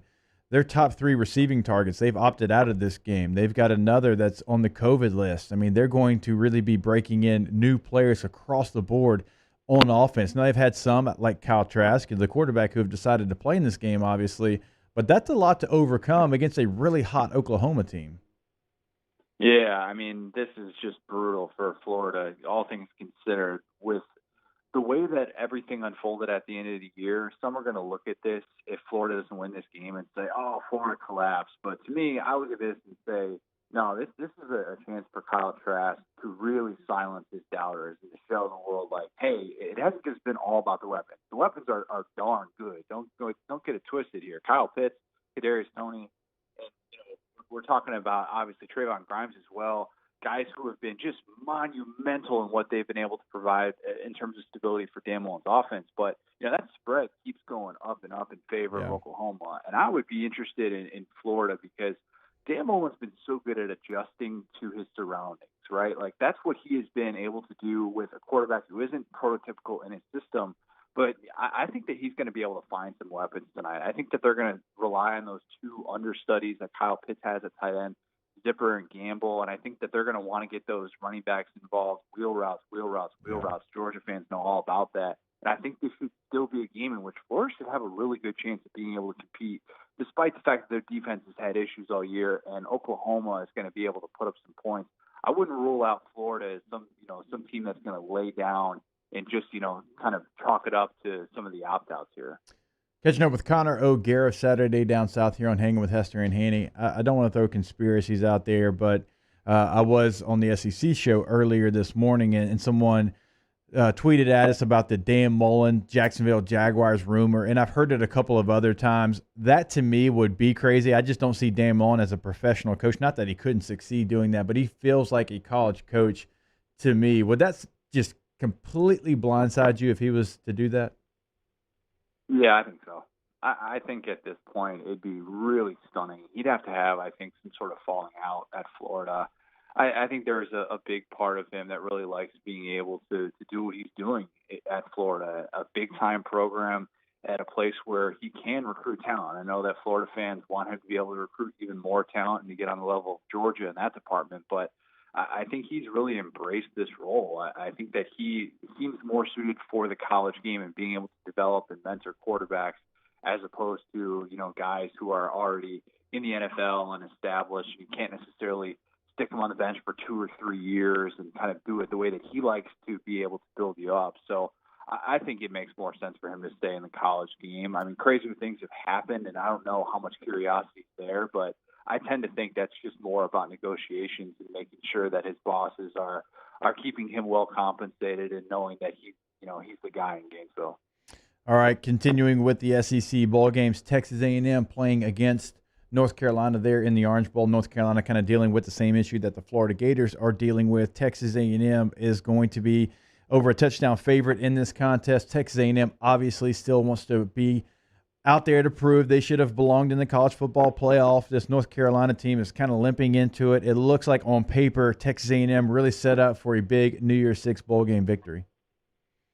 Yeah, and you know what? If UNC were fully healthy, I think this would be a much different story because, Carter and Williams, that's the best running back duo in the country. Yeah. Neither of those guys are going to be out there. And you look at what A&M does well. A&M shuts down the run. That's what Mike Elko wants to do. And they can be beat over the top. Now, Sam Howell, few people in all of college football throw the deep ball like Sam Howell. That is what he does very, very well. And I think, though, A&M isn't necessarily going to sell out and stop the run in the way that it would have if that duo was going to be able to play. I think A&M should be able to play a similar game to like what Notre Dame did against UNC. Those are the similarities that I see with an A&M team that we know can with the ground game. They can do it with a couple of different backs with Smith and Spiller, and they can rely on that short passing game to be able to keep the chains moving, what they do on third down. And I think they can keep UNC at an arm's length with those opt-outs. Let's not forget that UNC is also going to be without Chaz Surratt, their stud preseason All-American linebacker as well. They're without their number one receiver. This is a brutal list of opt-outs for UNC. And meanwhile, A&M should be coming into that game all sorts of mad and angry with, maybe a little bit of motivation to show the selection committee, hey, you guys messed up and you should have put us in the playoff instead of Notre Dame or Ohio State. Catching up with Connor O'Gara Saturday down south, continuing down the list of SEC bowl games. I know, Connor, y'all do have y'all's big preview out. Is that correct?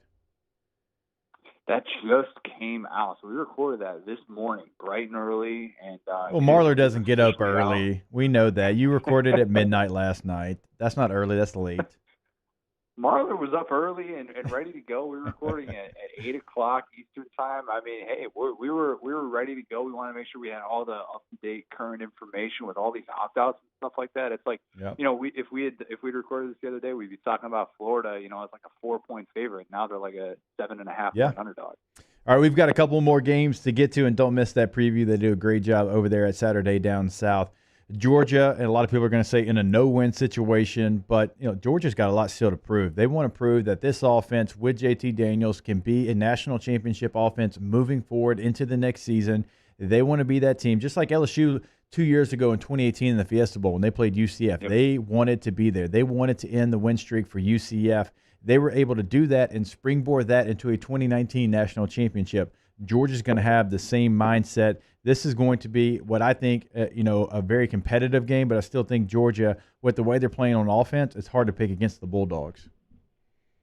Yeah, and, Georgia obviously is also playing to make sure that Cincinnati doesn't declare itself a national champion.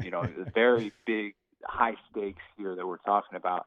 And, maybe JT Daniels is playing to see kind of what those NFL waters would look like. I'm just saying, a draft-eligible quarterback who has a big-time performance against a really, really good Cincinnati defense, you would hear the NFL people talking. There's going to be a lot of eyes on JT Daniels in this game. And I think that Georgia, with what they've been able to do the last month of the season, has shown that it could be everything we thought it could be coming into this year with Todd Monken's offense.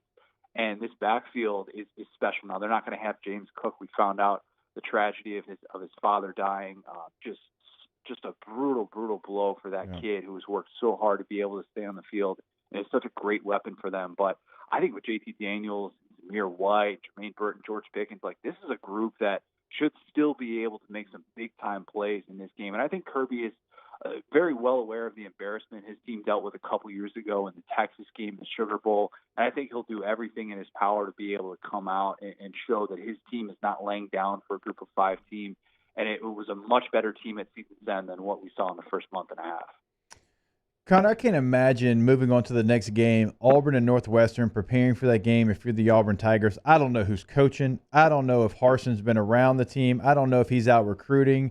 I don't know who is actually the voice that everyone's listening to. I know there's coaches in place. That is always such an awkward time when you've already named a new head coach. You've got former coaches who don't even know if they're going to be there, if they're going to be retained, trying to coach this bowl game. I can't imagine that that's a great environment at Auburn right now, getting ready for this game in the Citrus Bowl against Northwestern.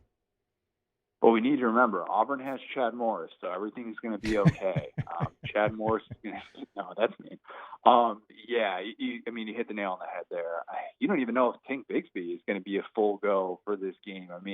Kind of some interesting messages about who's going to be playing in this game, who isn't. We know that Anthony Schwartz isn't going to be playing in this game. They're going to be without Jamian Sherwood, their hard-hitting safety. Christian Tutt as well opted out of this game. So that's not exactly the best formula that I would want, especially against this Northwestern defense who, yes, might have a bunch of Reese Davises, but is still able to get after the quarterback. We just saw Justin Fields really struggle against this defense.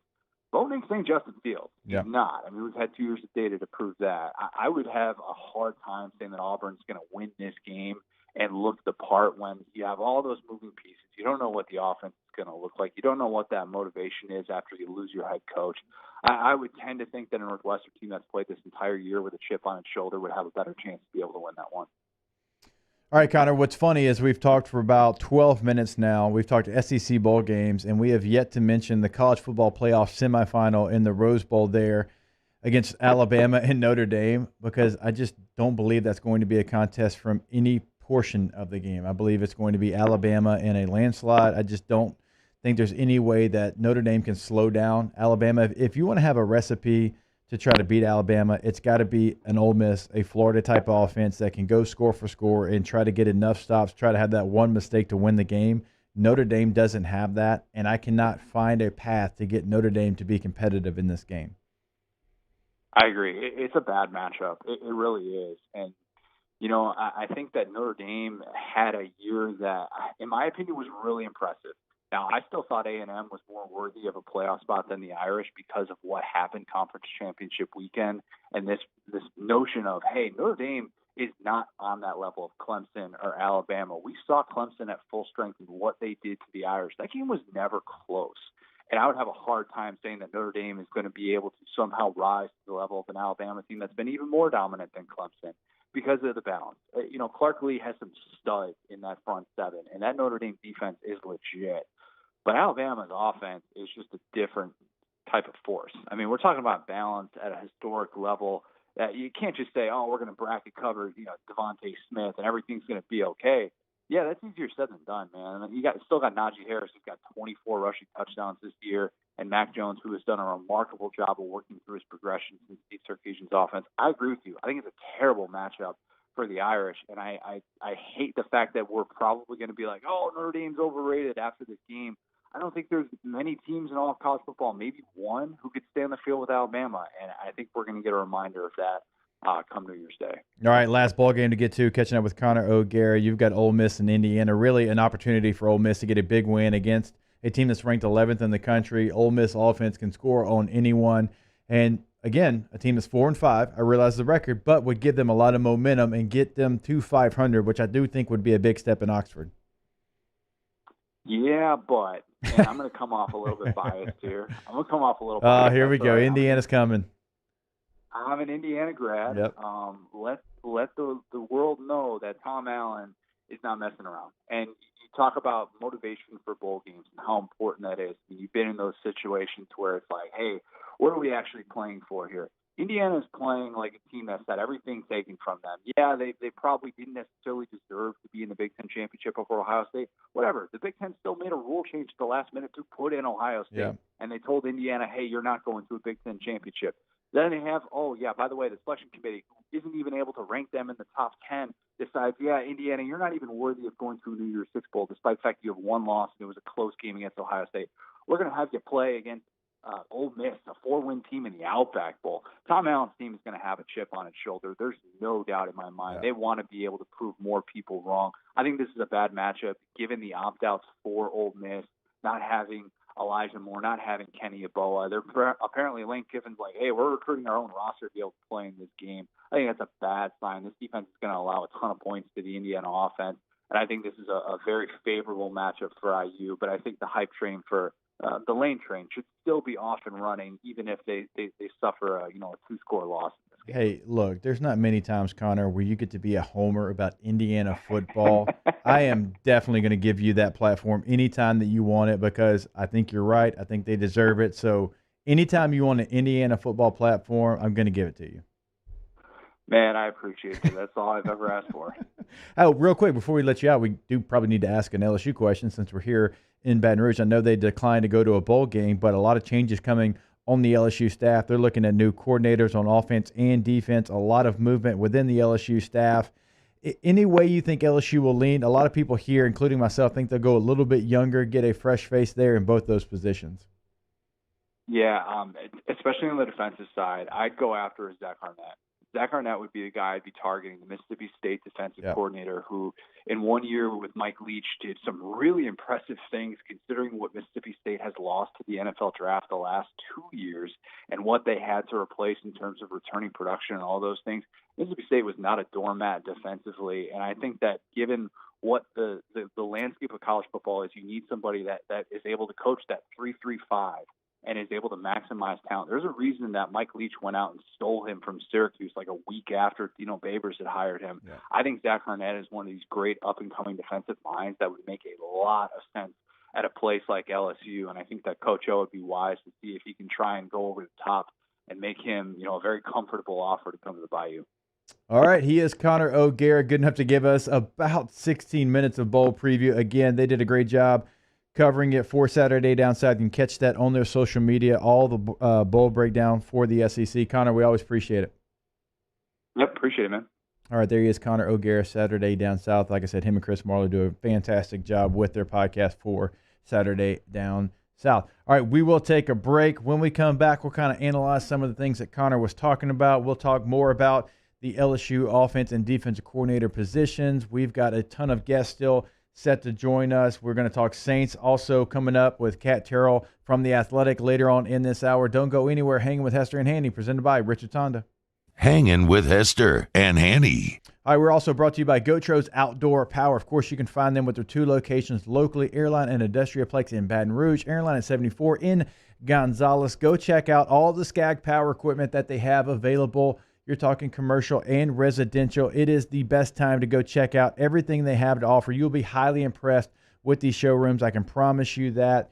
We always tell you about all the incredible deals that you can get with the Skag Power equipment, like 0% for 60 months, now available for all models right now over there at Gotros Outdoor Power. And please remember, throughout the state of Louisiana, if you're listening to us in North Louisiana on 1130 a.m., if you're watching us across the state on Cox Sports Television, free delivery to your doorstep throughout the state of Louisiana. If you want to check out exactly what they have, you can go to the website, GotrosOutdoorPower.com. Go click on new equipment, scroll down the Skag. It's going to pull up everything they have available. It's got financing options. It's got the warranties. It's got everything, sales and promotions on the website to find out all that information. That's Gotros. We make it easy. Football's back. Tune in Sunday as we kick off Week 17 in the NFL when the Kansas City Chiefs take on the Los Angeles Chargers at noon. The NFL lives on 104.5 ESPN Baton Rouge.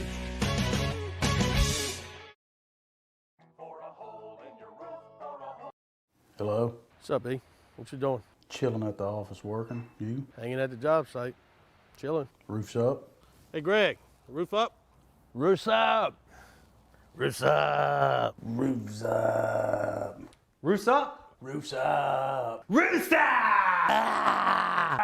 Roof's up! Beautiful roof every single time. True. True.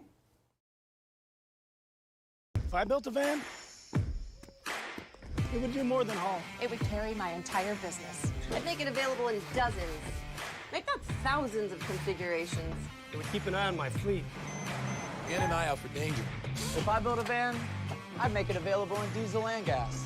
And I'd build it right here in South Carolina. Introducing the all-new Sprinter, starting at $33,790. Built in the USA. Mercedes-Benz. Vans. Born to run.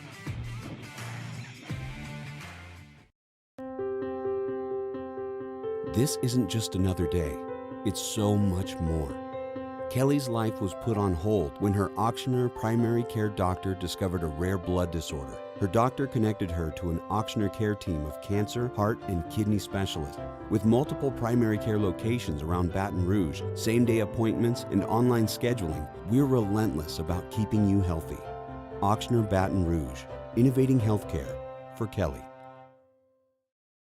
Gulf Coast Bank and Trust is a local bank with a straightforward philosophy. It's about doing the right thing for our customers. Participating in our community with annual local fundraisers, offering individual attention in a modern banking atmosphere with a trusted local company. Gulf Coast Bank invested in technology with a local touch, giving our customers the power to bank anywhere, anytime. We're building relationships through personal service as the bank that cares about you. Gulf Coast Bank and Trust, the bank that cares about you. To all of our heroes working on the front lines of this COVID-19 pandemic, your bravery and selflessness represent the very best of us, and we want to say thank you. I'm asking everyone around the state to join me in celebrating the heroism of our healthcare professionals on the 19th of every month at 1900 hours, that's 7 p.m. Write a note of appreciation, make plans to donate to charitable organizations, or say a prayer. To learn more, visit 19thanks.org. Thank you, and God bless. You may not know about the 4Kids Foundation, but you've probably heard of the Zurich Classic. And the Zurich Classic exists because of 4 kids. But it's what happens after the tournament that really counts. 100% of the proceeds are donated by the 4Kids Foundation to hundreds of local charities, totaling more than $40 million, all to help local children and families in need. 4Kids helps kids through golf, because every child deserves a shot at a bright... Hey, it's Musso wishing you a happy new year from everyone here at Off the Bench. We're off for the next couple of days, but the guys will be back on Monday, January 4th, to start the new year. Join us then on Off the Bench, 104.5 ESPN Baton Rouge. Hangin with Hester and Hanny on 104.5 ESPN Baton Rouge and 1130 The Tiger. All right, welcome back in. Hanging with Hester and Hanny, presented by Richards Honda. Here without Charles Hannegriff. He was with us for the first 45 minutes, and Hanny will be back hopefully sooner rather than later. We'll see if we can get the old band back together, you know, the old flestering band. We'll see if we can get Hunt Palmer in here to fill in next week when we do go back to our full row of shows. They're starting on January the 4th. We still got a lot of guests still set to join us. We're going to talk to the voice of the LSU Tigers, Chris Blair, coming up in a little bit. Kat Terrell of The Athletic to talk New Orleans Saints. Chris Doering for his weekly hit. Playboy Marty, yeah, that Playboy Marty is going to come on and give his picks for the rest of bowl season at 2:30. Of course, we still got Ask Us as well. But wanted to take this segment to talk about all of the potential openings for the LSU coaching staff. I know we talked about it in length, but there's multiple things that can happen. Remember, you do have offensive coordinator, Steve Ensminger, retired, passing game coordinator, Scott Linehan, parted ways, right? So that's two positions that could technically be one position. You don't necessarily have to have a passing game coordinator. Just because LSU's had that the last 3 seasons, you don't have to have that. You can have an offensive coordinator that is both the run game coordinator and the pass game coordinator that does third downs, that does the red area. You don't have to necessarily go out and get 2 of those. And so if you don't do that, well, that opens up another slot. You can hire a true tight ends coach. It doesn't have to be a grad assistant or someone that just kind of fills in that role and you kind of do it by multiple guys being in that room throughout the day. You can have a true tight ends coach because obviously tight end is a unique position. You're going to be running routes. You're going to have your hand in the dirt. You're going to be blocking. Although LSU doesn't specialize that anymore, you would have the ability to make sure that your tight ends are taken care of. You can also add an extra coach if you just make Corey Raymond the defensive backs coach. Remember, Bill Bush was the safeties coach. Corey Raymond was the corners coach. You can just make that one room again, knock down the wall over there at football ops, and that can be another position that you could fill. Now, I agree with Hanny. I like my offensive coordinator to be the quarterback coach. I like for him to be in that room. I like for that relationship to really be molded in the offseason. They grow. They think alike. And so any offensive coordinator, I want him in that quarterback room. I think that's why a lot of LSU fans, and obviously because he's a Saints coach, throw the name Joe Lombardi out there. Now, Joe's been out of college for a very long time. He's been a pro coach since 2006 when he's with the Atlanta Falcons. We all remember he's been with the Saints multiple times. He did become the offensive coordinator for the Detroit Lions, so it has been a very long time since he's been there. But a lot of people do like that because he has done, obviously, a really nice job at the quarterback position.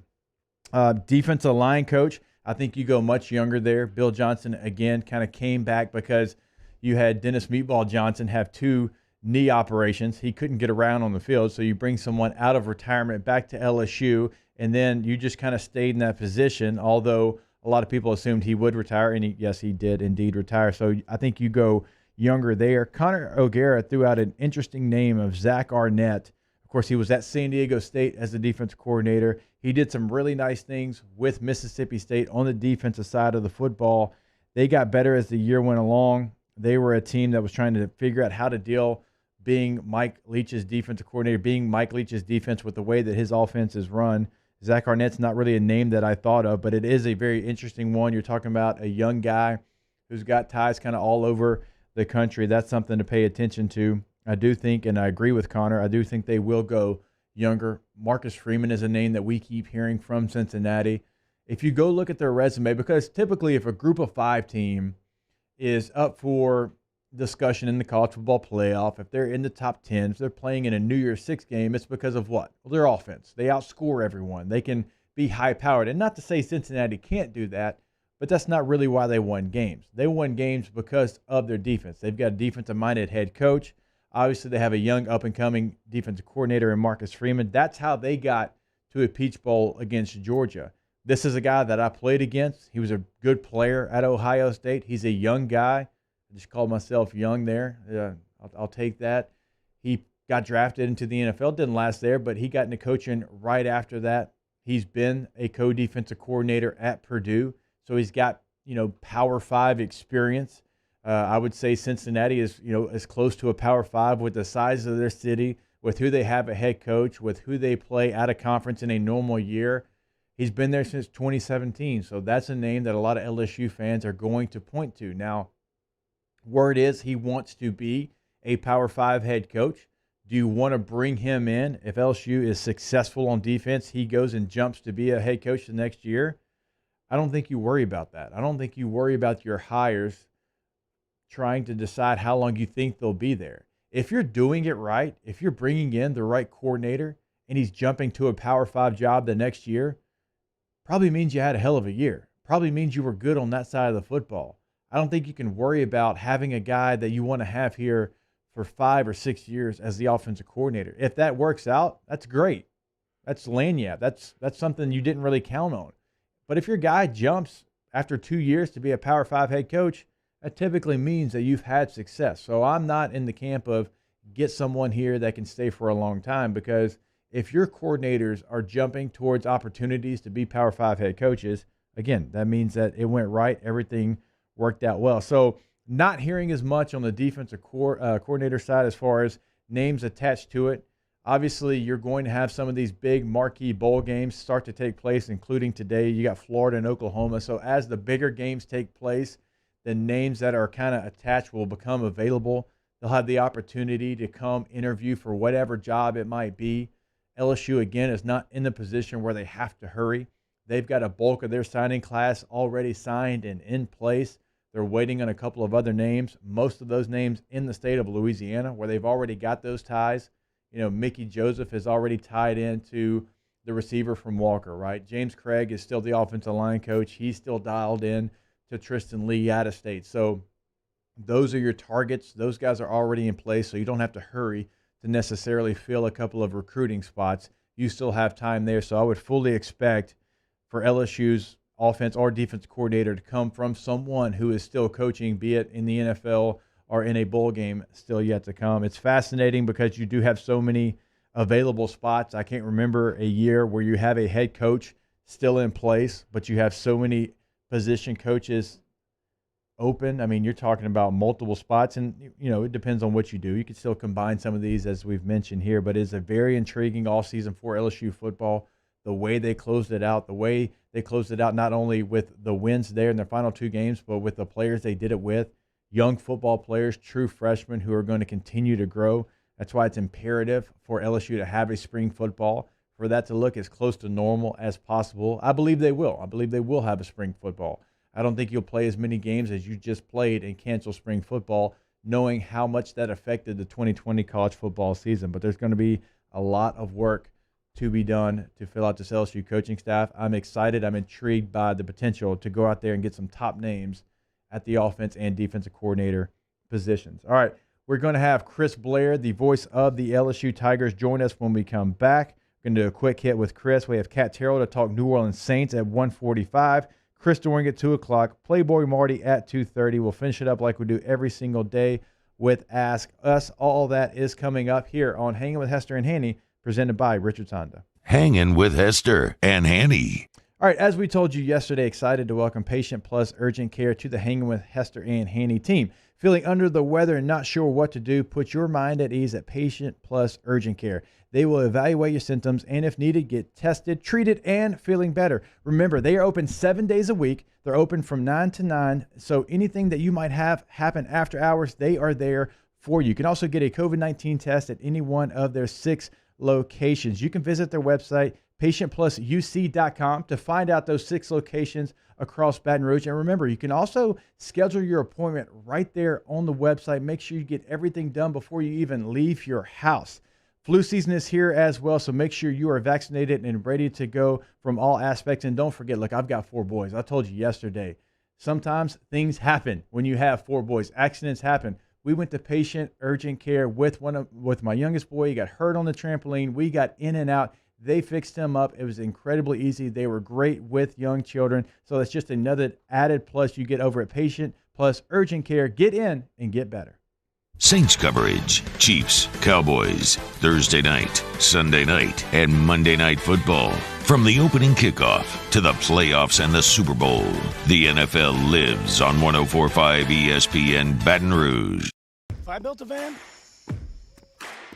it would do more than haul. It would carry my entire business. I'd make it available in dozens, make not thousands of configurations. It would keep an eye on my fleet. And an eye out for danger. If I built a van, I'd make it available in diesel and gas. And I'd build it right here in South Carolina. Introducing the all-new Sprinter, starting at $33,790. Built in the USA. Mercedes-Benz. Vans. Born to run. I've been doing business with Luba for 25 years. They're dependable, trustworthy. It's just the attention to detail with our clients. Our folks have years and years of experience. They're highly trained professionals. But many companies have that asset. What I'd like to think makes Luba a bit different is that we use those talents in a way that truly is dedicated to serving the needs of the folks who depend on us. Gulf Coast Office Products is a nationally recognized Savin office equipment dealer based right here in Louisiana. Over 100 employees strong, Gulf Coast has the boots on the ground to support all vertical markets, from education, engineering, legal, and finance. With the latest in office technology, from desktop to production segment units, Gulf Coast and Savin have the perfect fit for you. Call 225-756-2644. That's 756-2644 for Gulf Coast Office Products. Are you a licensed contractor? There's lots of good contractors in Louisiana doing work the right way, but unfortunately, too many unlicensed contractors are working outside the licensing requirements. Working as a contractor in Louisiana requires a license for the company doing the work. The Louisiana State Licensing Board for Contractors wants to help you get licensed to allow you to conduct work legally. It's not difficult to get the license. We can help you. Go to lacontractor.org for more information. Licensed contractors, it's the law. This is a house call. This is a follow-up appointment. This is a diabetes checkup. This isn't just more convenient care, it's more advanced care.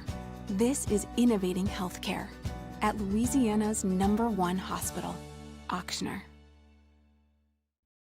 Gulf Coast Bank and Trust is a local bank with a straightforward philosophy. It's about doing the right thing for our customers. Participating in our community with annual local fundraisers, offering individual attention in a modern banking atmosphere with a trusted local company. Gulf Coast Bank invested in technology with a local touch, giving our customers the power to bank anywhere, anytime. We're building relationships through personal service as the bank that cares about you. Gulf Coast Bank and Trust.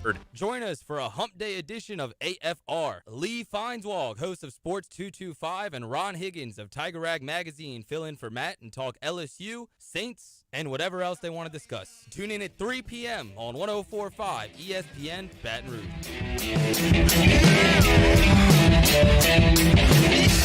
Hangin' with Hester and Hanny on 104.5 ESPN Baton Rouge and 1130 The Tiger. All right, welcome back in. Hanging with Hester and Hanny, presented by Richards Honda here on a Wednesday afternoon. Excited to catch up with my guy, Chris Blair, the voice of the LSU Tiger. CB, it has been a minute. How are you?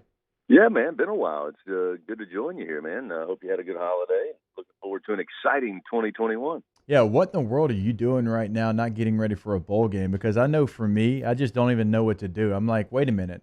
After I get done here at 3 o'clock, you're telling me I can go all the way home and I don't have to leave again until I have radio at 6 the next morning? There's no way. Something's up.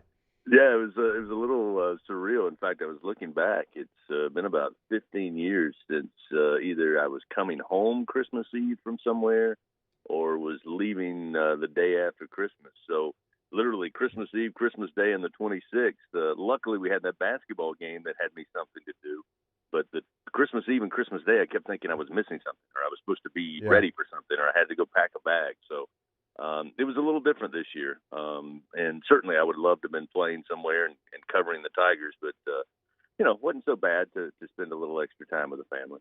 No, it was not, and you're exactly right. You had the opportunity to call the LSU basketball game, the SEC opener last night. LSU took care of business. They beat Texas A&M with ease. Cam Thomas, man, what a star freshman LSU has. The guy has the green light from anywhere on the court. He's not afraid to take it.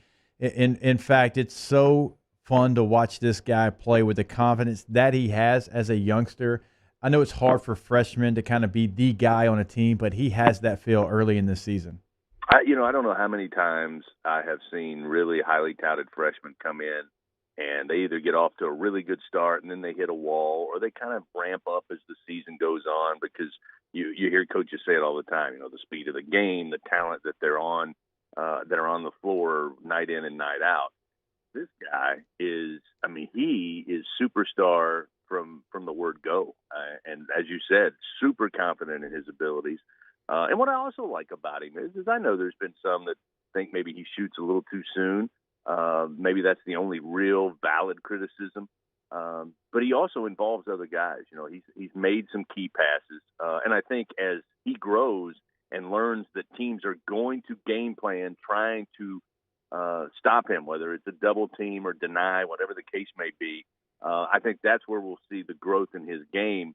And I think it's coming soon, because when you score 25, 27, 29, and then 32, coaches, you're going to be the number one guy on the scout as we move forward. But I will say this, last night as a team, I really felt like it was one of the better games for Will Wade and his program, top to bottom, start to finish. I know down the stretch it got a little sloppy, but again, that game was well in hand midway through the first half.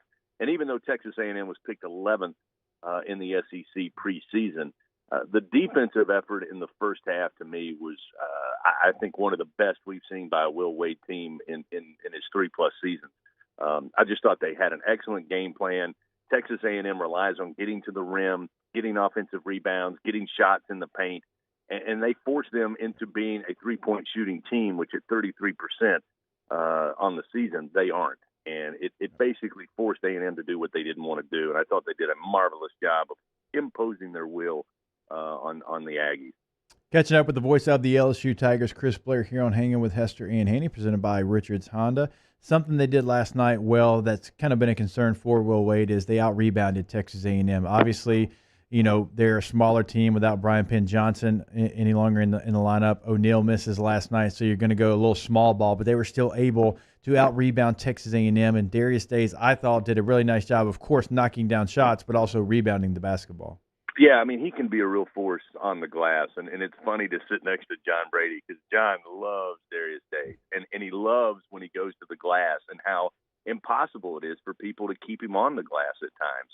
And, it's the other interesting part is that Coach Wade told us after the game that some of the offensive rebounds that Texas A&M got was because of the game plan they implemented against the Aggies, and that was because they wanted to dedicate themselves to winning the battle on the boards. They sent everybody to the glass. So there were a couple of long rebounds because A&M was shooting threes at a pace they typically don't do, and those rebounds were coming out beyond the free throw line, and, of course, they were sending all the guards to crash into the glass. So, again, they followed the game plan. That's the good news. He still was a little upset because he's always going to be a little upset about something, that they got a few more offensive rebounds. But he did say it was because they followed the game plan and some of those long rebounds got away from them. But, yeah, Darius Days is a really complete player. And when you look at, LSU, Josh Gray is a product that I think is going to be a factor down the road. But as far as a true inside presence rim protector, LSU doesn't have that. So Darius Days plays such a vital role in, getting and cleaning up the glass on both ends. And that's why it's important for him to stay out of foul trouble. And he's done a much better job this year because they cannot afford to have him on the sideline. All right, CB, you've got a trip coming up against Florida in Gainesville. Florida is a team that's only played 4 games. They haven't played in almost 3 weeks. They do play Vanderbilt tonight, and they're a little banged up. They've got some of their key guys missing, obviously, but that's still a good test to go to Gainesville and play the Florida basketball team. We'll learn a little bit more about LSU coming up in a couple days. Yeah, I would invite LSU fans, if they don't have plans tonight, to watch that game against Vanderbilt because it's going to be interesting to see how Florida comes out, as you say, having all these days off, plus missing a key piece, a great player in Keontae Johnson, and just kind of see where they are at this point. Gives them a couple of days to get regrouped, get back at home, and take on a very good and rolling LSU basketball team. But I think this is a critical part. It always is to start conference play. You had home against A&M, on the road against Florida, home against Georgia, then on the road against a very good Missouri team, and then you get a 3-game homestand. So if you can come out of these first 4 games 3-1, who knows, maybe 4-0, I mean, you're really in the driver's seat in the early part of the SEC race going into a 3-game homestand where, again, I think you're going to be favored. All right, he is Chris Blair, of course, the voice of the LSU Tigers. CB, it was good to catch back up. Always a pleasure. Good luck on the call coming up in a couple of days. You got it, my friend. Good to talk with you. Happy New Year. All right, you as well. We'll take a break. We're going to dive into the New Orleans Saints when we come back. Kat Terrell hops back on the show from The Athletic to preview the Saints-Panthers game. And, of course, look forward to seeing where the Saints can end up in the postseason as far as what seed they can get. All that coming back here on Hangin' with Hester and Hanny, presented by Richards Honda. Hangin' with Hester and Hanny. GMFS Mortgage and GMFSmortgage.com.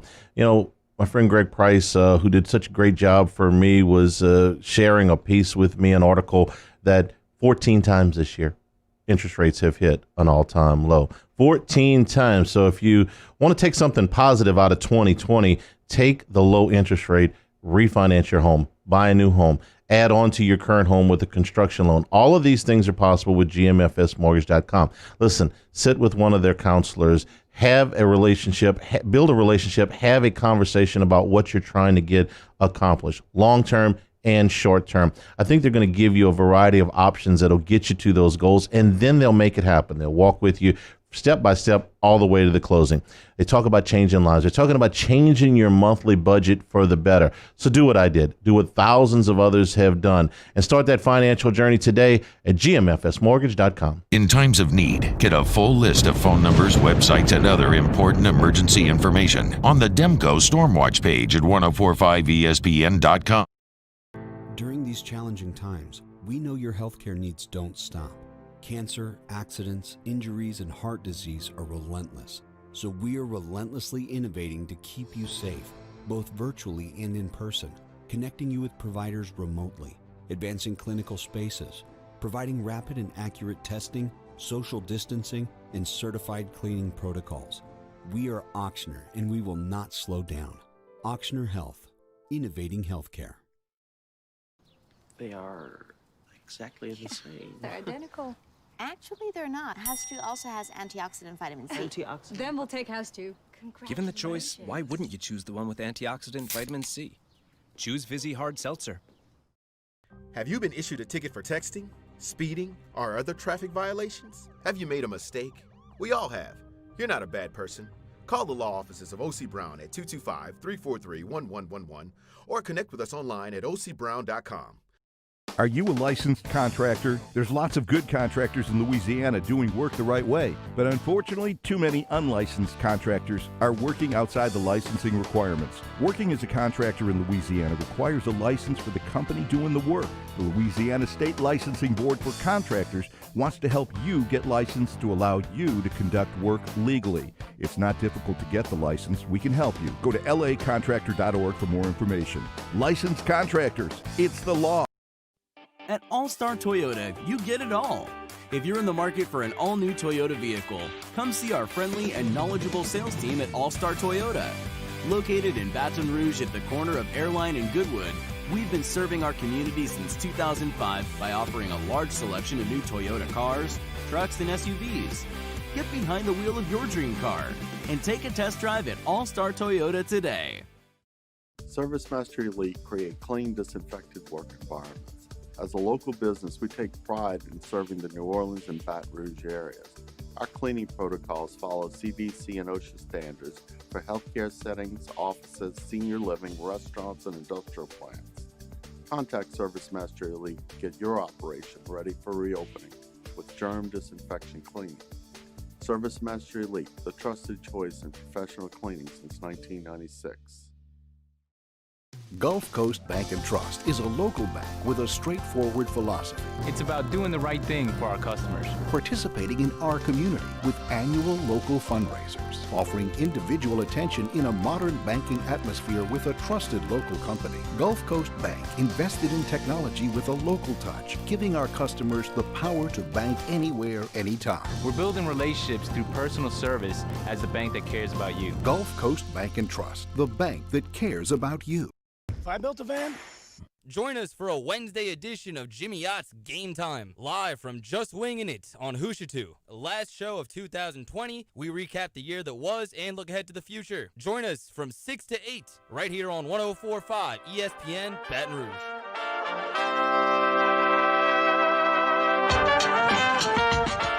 Hangin with Hester and Hanny on 104.5 ESPN Baton Rouge and 1130 The Tiger.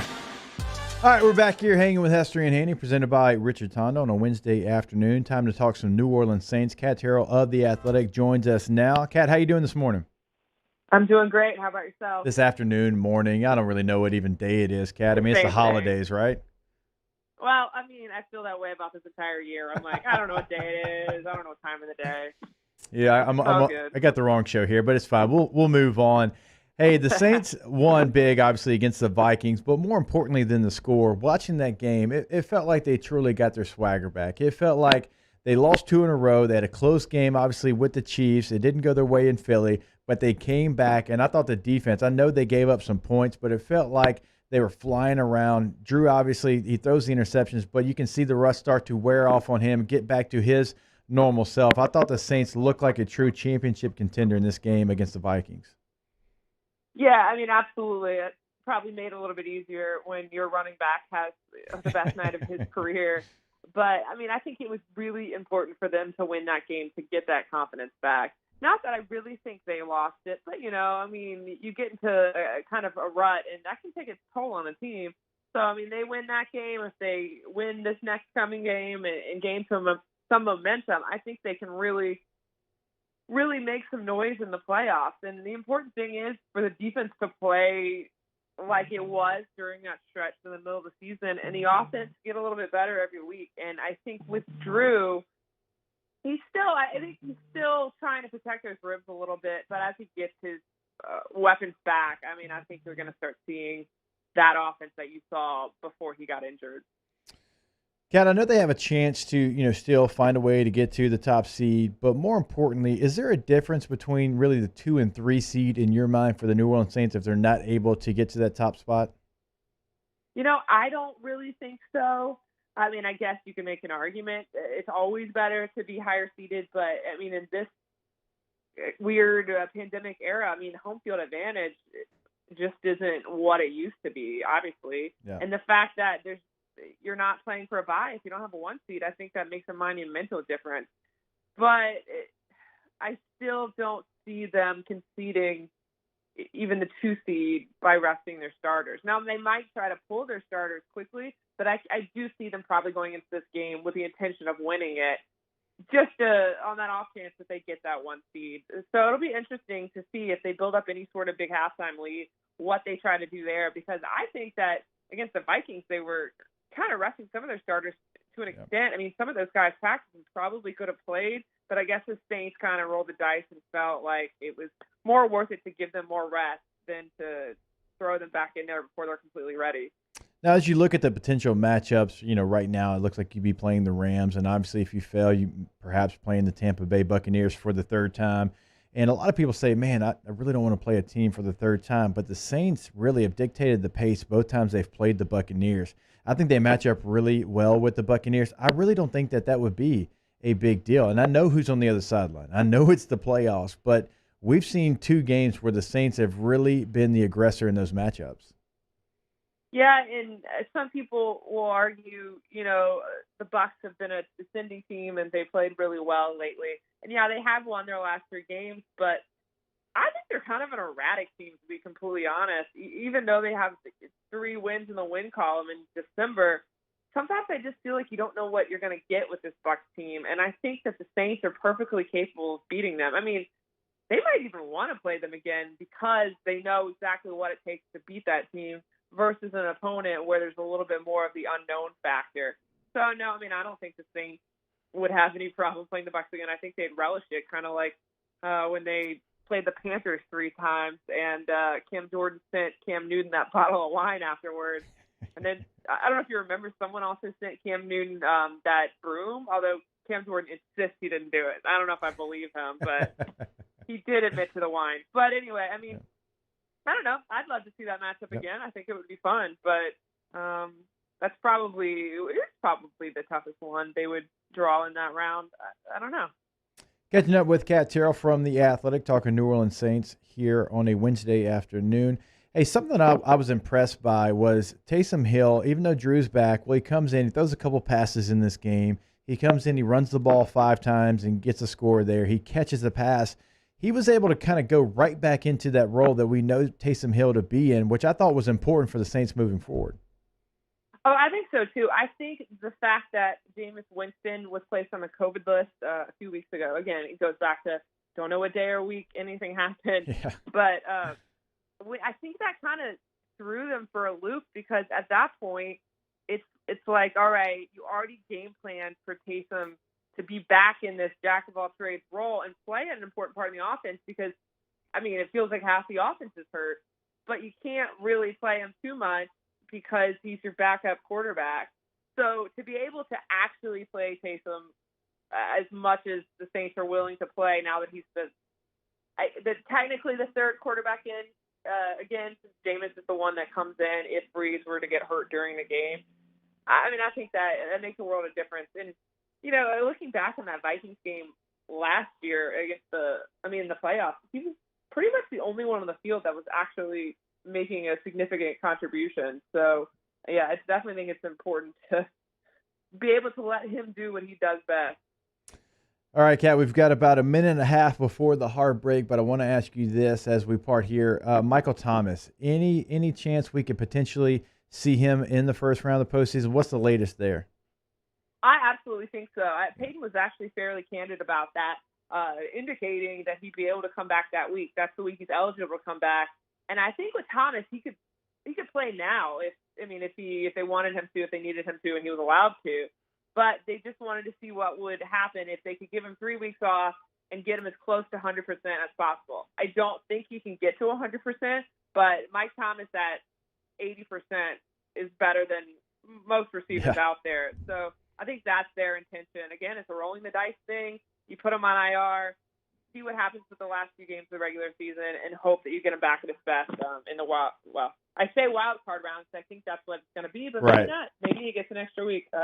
There is a chance. So and who knows what they're calling any of these rounds in the NFL postseason. We don't even really know. All right, she is Kat Terrell. She does a fantastic job covering the New Orleans Saints for The Athletic. You can follow her on Twitter at @Kat_Terrell. Kat, we appreciate the time this afternoon.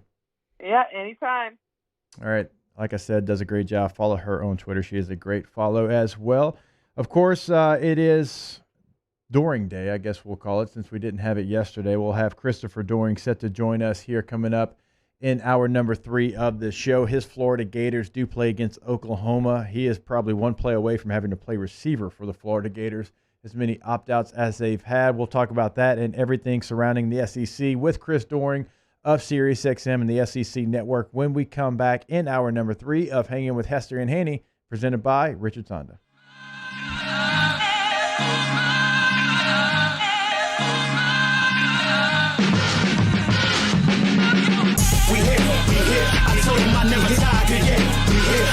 Hanging with Hester and Hello. What's up, B? What you doing? Chilling at the office working. You? Hanging at the job site. Chilling. Roof's up. Hey, Greg, roof up? Roof's up. Roof's up. Roof's up. Roof's up? Roof's up. Roof's up! Roof's up! Beautiful roof every single time. True. True.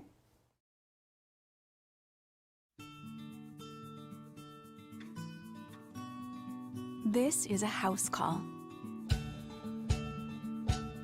This is a follow-up appointment. This is a diabetes checkup. This isn't just more convenient care, it's more advanced care. This is innovating healthcare at Louisiana's #1 hospital, Ochsner. Gulf Coast Bank and Trust is a local bank with a straightforward philosophy. It's about doing the right thing for our customers. Participating in our community with annual local fundraisers. Offering individual attention in a modern banking atmosphere with a trusted local company. Gulf Coast Bank invested in technology with a local touch, giving our customers the power to bank anywhere, anytime. We're building relationships through personal service as the bank that cares about you. Gulf Coast Bank and Trust, the bank that cares about you. Are you a licensed contractor? There's lots of good contractors in Louisiana doing work the right way, but unfortunately, too many unlicensed contractors are working outside the licensing requirements. Working as a contractor in Louisiana requires a license for the company doing the work. The Louisiana State Licensing Board for Contractors wants to help you get licensed to allow you to conduct work legally. It's not difficult to get the license. We can help you. Go to lacontractor.org for more information. Licensed contractors, it's the law. At All-Star Toyota, you get it all. If you're in the market for an all-new Toyota vehicle, come see our friendly and knowledgeable sales team at All-Star Toyota. Located in Baton Rouge at the corner of Airline and Goodwood, we've been serving our community since 2005 by offering a large selection of new Toyota cars, trucks, and SUVs. Get behind the wheel of your dream car and take a test drive at All-Star Toyota today. ServiceMaster Elite create clean, disinfected work environments. As a local business, we take pride in serving the New Orleans and Baton Rouge areas. Our cleaning protocols follow CDC and OSHA standards for healthcare settings, offices, senior living, restaurants, and industrial plants. Contact ServiceMaster Elite to get your operation ready for reopening with germ disinfection cleaning. Service Master Elite, the trusted choice in professional cleaning since 1996.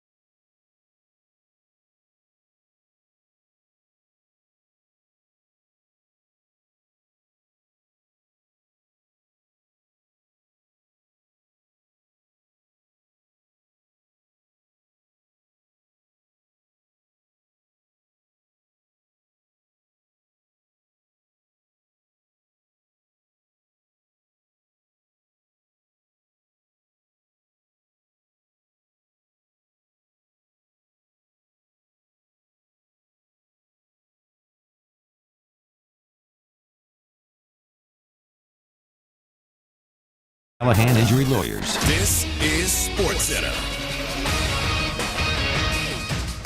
I'm Christine Lisi. Breaking news. Clemson offensive coordinator and running backs coach Tony Elliott will miss Friday's college football playoff semifinal against Ohio State because of COVID-19 protocols. Coach Dabo Sweeney expected to address who will handle the Tigers' play calling duties at tomorrow's news conference. Cardinals quarterback Kyler Murray told reporters today he will play in Sunday's winner-go-home regular season finale against the Rams. Murray injured his right leg in the 49ers loss. Washington coach Ron Rivera optimistic quarterback Alex Smith can return from a strained calf and start against the Eagles. Taylor Heineke starts if Smith's out, and Heineke won't have to single-handedly win Sunday, points out Super Bowl 17 champion QB Joe Theismann. This team's driven by their defense, and their defense is what really keeps them in games. It's what's won football game. A couple of weeks ago, the offense didn't score, the defense scored twice. I still think it's the shoulders, they have to handle the burden of responsibility in this game. Joe Theismann on Keyshawn Johnson, Jay Williams, and Zubin Mehenti. Washington clinches the NFC East with a win. The Chiefs will start Chad Henne at quarterback against the Chargers this week. Hey, this is Keyshawn Johnson, wishing you a happy and safe holiday season full of good food and family. Thank you for listening to Keyshawn, Jay, Will, and Zubin this past year and also in 2021.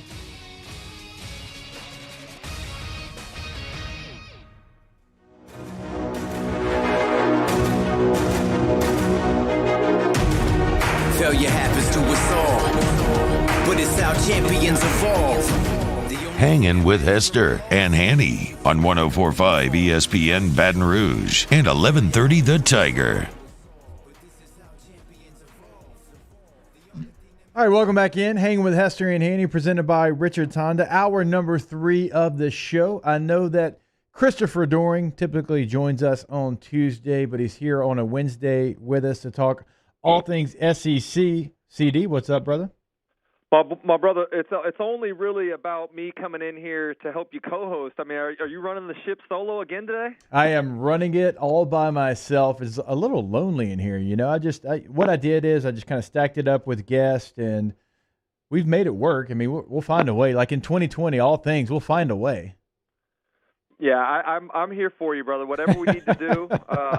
We were able to kill a few hours talking a little football on the SEC channel on Sirius XM this morning, so we definitely can do that. I'm actually getting kind of cautiously optimistically excited about my Florida Gators tonight as they play in the Cotton Bowl. Even though there's a lot of guys that aren't participating, man, for some reason I got a good feeling. I don't know if it's me being a homer or not, but I'm actually kind of excited about the game tonight. Yeah, it might be a little bit of homerism because you're like a play away from playing receiver for the Gators, CD. I mean, they are down to the bare minimum, and I realize you're at Florida. You've recruited guys that might be a young guy, but, man, they are down so many numbers. They are down so many numbers, and they're down, not only numbers, but the guys that are the highest producers at those receiving positions. But, I'll give you a couple names to think about, and I mentioned these to you this morning. Trent Whittemore is a guy that's from right here in Gainesville that I think will have a nice chance to step in and get a little more opportunity. Xavier Henderson is a freshman that's played a lot of snaps this year.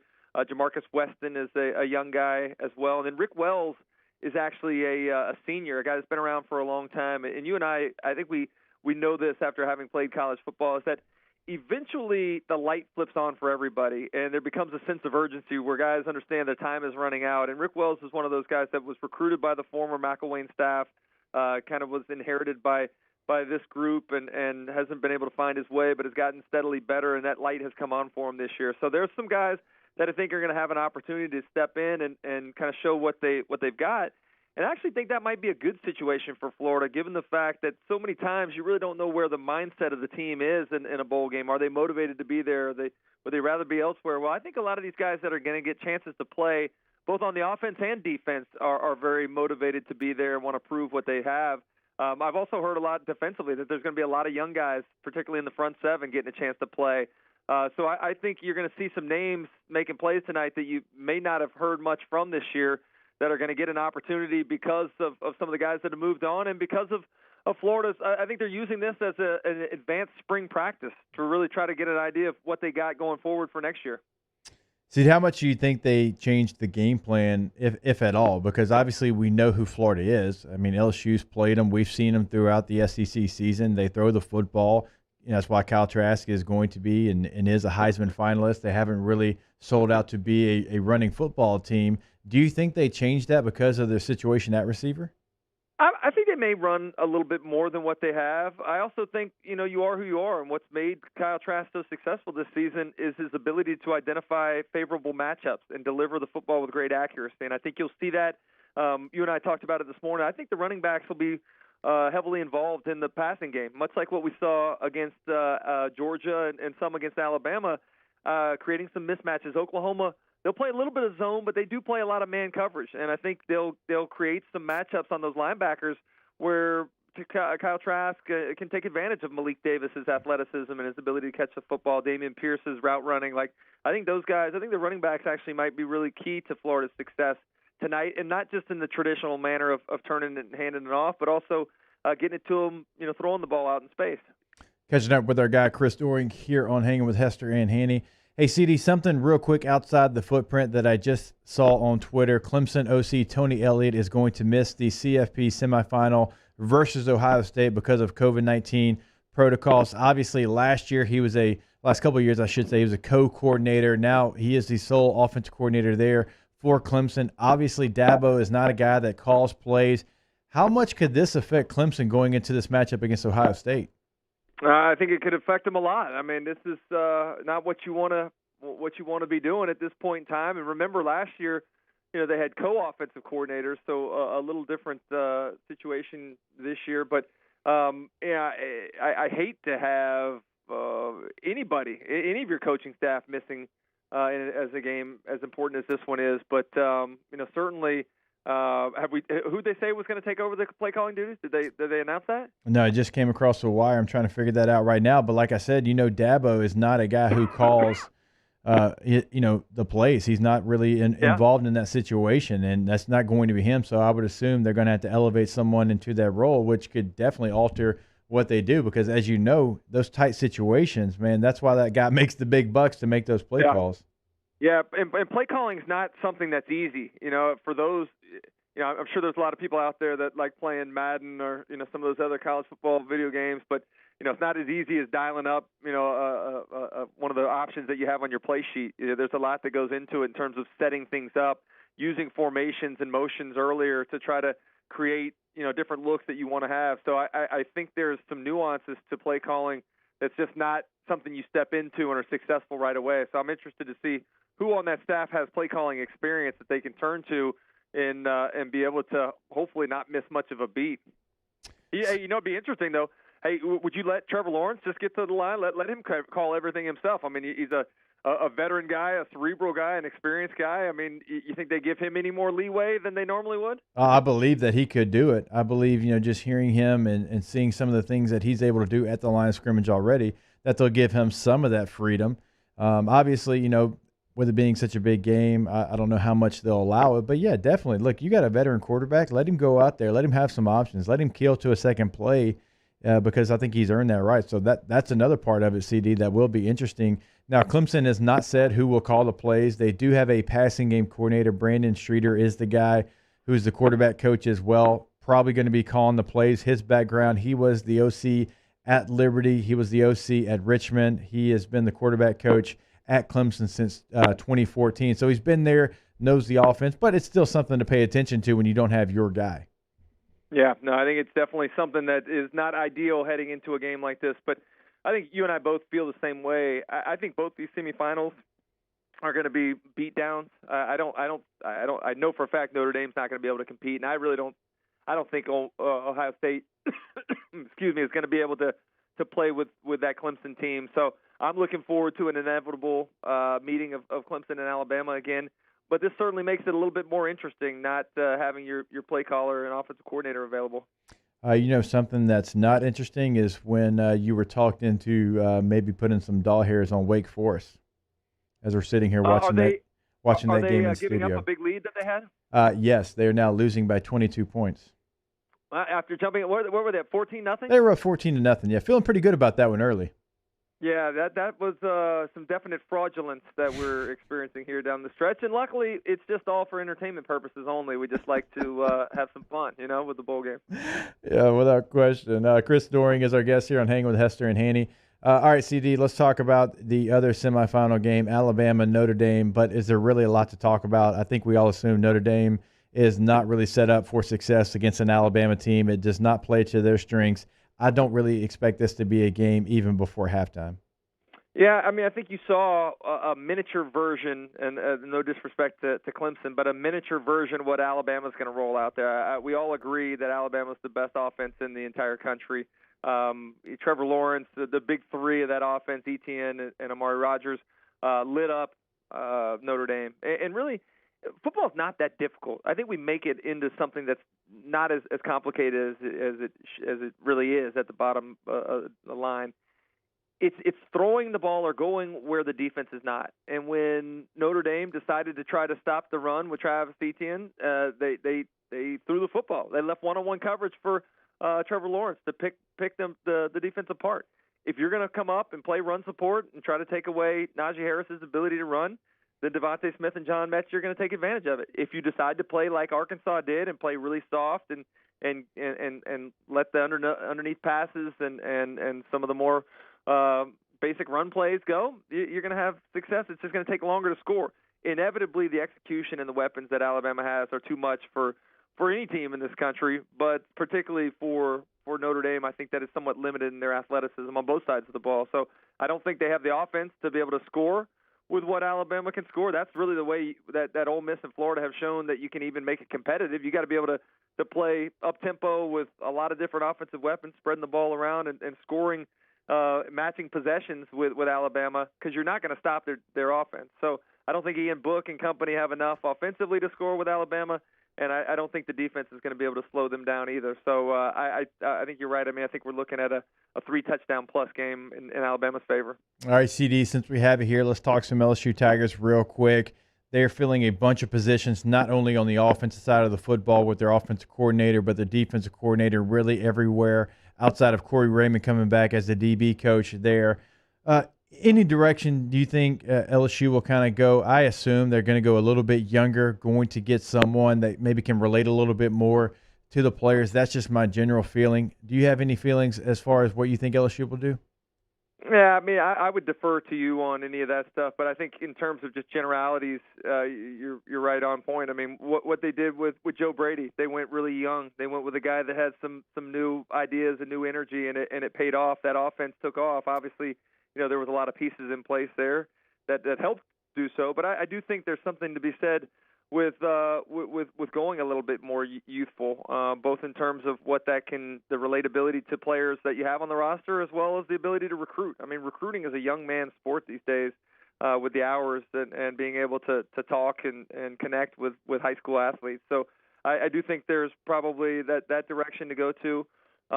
It's interesting looking at what Kentucky did. Kentucky took the blueprint offensively from what LSU did the previous season. Went to the NFL with a young up-and-coming assistant as their next offensive coordinator. I think you're going to see a lot more of that with teams trying to go more youthful and expanding some of the mindset in terms of offensive philosophies and being a little more creative. And obviously, you've got a situation in Baton Rouge where you've got 4 quarterbacks coming in that are going to want to play. Miles Brennan going to come back from injury. You got Max Johnson, who his final 2 games, was really a star. And then you got TJ Finley, who had nice moments as a true freshman. You got Garrett Nussmeier coming in as a very highly touted quarterback. And so obviously it's a big decision. LSU going into the spring is going to have, somewhat of a quarterback battle. So it's going to be a big move and a big time for LSU as they can try to continue to move forward with this high-powered offense they've had the last couple of years. Isn't that the kind of situation we had, though? LSU has had some guys that have ultimately gone elsewhere. I think it's a much better problem to have than looking around in that quarterback room thinking, man, who are we going to go to next? I'd rather have the competition. I think that's what you're looking at all of the top schools right now is creating competition at that quarterback spot to push one another in that room. Right now, I was having a discussion earlier today about Anthony Richardson's a young guy that was recruited last year right out of Gainesville here to the University of Florida. He's pushing Emory Jones for the starting quarterback spot after Kyle Trask moves on. I think anytime you can create competition at any position, it only helps the team and the individuals in the long run. Hey, did I see that, by the way, this is totally just out of nowhere, and we're about to break, but Jed Fish is a PK Young alum, is that correct? Who now got the head coach at the Arizona Wildcats? So I know Jed Fish very well. Jed Fish went to the University of Florida. He was not a PK Young alum, but he coached. He started his coaching career there as like a volunteer on that staff. He worked on he's been around for a long time. And my favorite Jed Fish story, and I think I'm okay with telling this, but we were on my buddy Noah Brandeis's bachelor party down in the Keys, and I don't know if you've ever been down in the Key West, but everybody down there rents scooters. Right. And before you can rent the scooter, you got to take the scooter test to pass the scooter test. Well, we all passed. Jed Fish failed the scooter test, so he's a great offensive mind, but his ability to ride a scooter is questionable. So that's one thing. Hopefully they don't require him to ride a scooter out there at Arizona. Jed Fish, hopefully scooters are not allowed on the campus there in Tucson because you will not be allowed to drive said scooter. Now, Jed Fish is a good guy, very good offensive mind. Had a chance to meet him a couple of times. Him and Eric Decker had a great relationship and actually talked ball with him for a while at Eric, his wedding there. So I saw PK Young, and I thought maybe it said alum, but good to know that PK Young's putting out some products other than Doring. Bro, what I love about our relationship is that that I went to PK Young High School. That's how close we are, bro. I appreciate you making that connection. All right, CD, man, I appreciate you filling some time with me today. I will talk to you soon, brother. All right, bud. Talk to you later. All right, there he is, Chris Doring, SiriusXM SEC Network, good enough to join us here for a couple of minutes.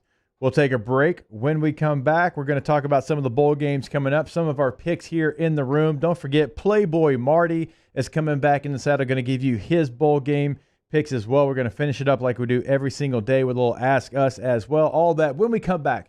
Hanging with Hester and Hanny, presented by Richard Honda. Hanging with Hester and Hanny. All right, we are brought to you by Tiger Air as well, that American standard that Hanny always tells you about, right? It is set up for success. You can set it from your phone. You don't have to be uncomfortable like we are many, many days here in this studio, because no matter where you're at, you can set that temperature, have it at its peak performance whenever you get home. If you want to have that heater on, if you want to have the air conditioning on, as we know here in South Louisiana, that's something that you can do within the same day.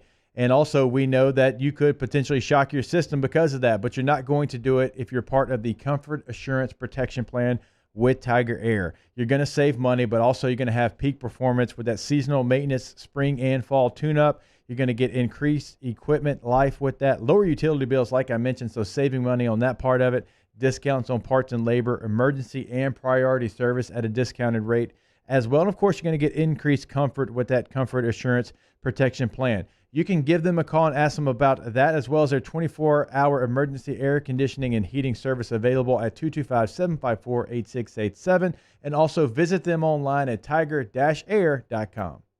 Off the Bench, Hanging with Hester and Hanny, after further review and more, are all live daily on the 104.5 ESPN Baton Rouge YouTube channel. Subscribe now to interact with us inside the live chat driven by Bayou Ford. Are you a licensed contractor? There's lots of good contractors in Louisiana doing work the right way, but unfortunately, too many unlicensed contractors are working outside the licensing requirements. Working as a contractor in Louisiana requires a license for the company doing the work. The Louisiana State Licensing Board for Contractors wants to help you get licensed to allow you to conduct work legally. It's not difficult to get the license. We can help you. Go to lacontractor.org for more information. Licensed contractors, it's the law.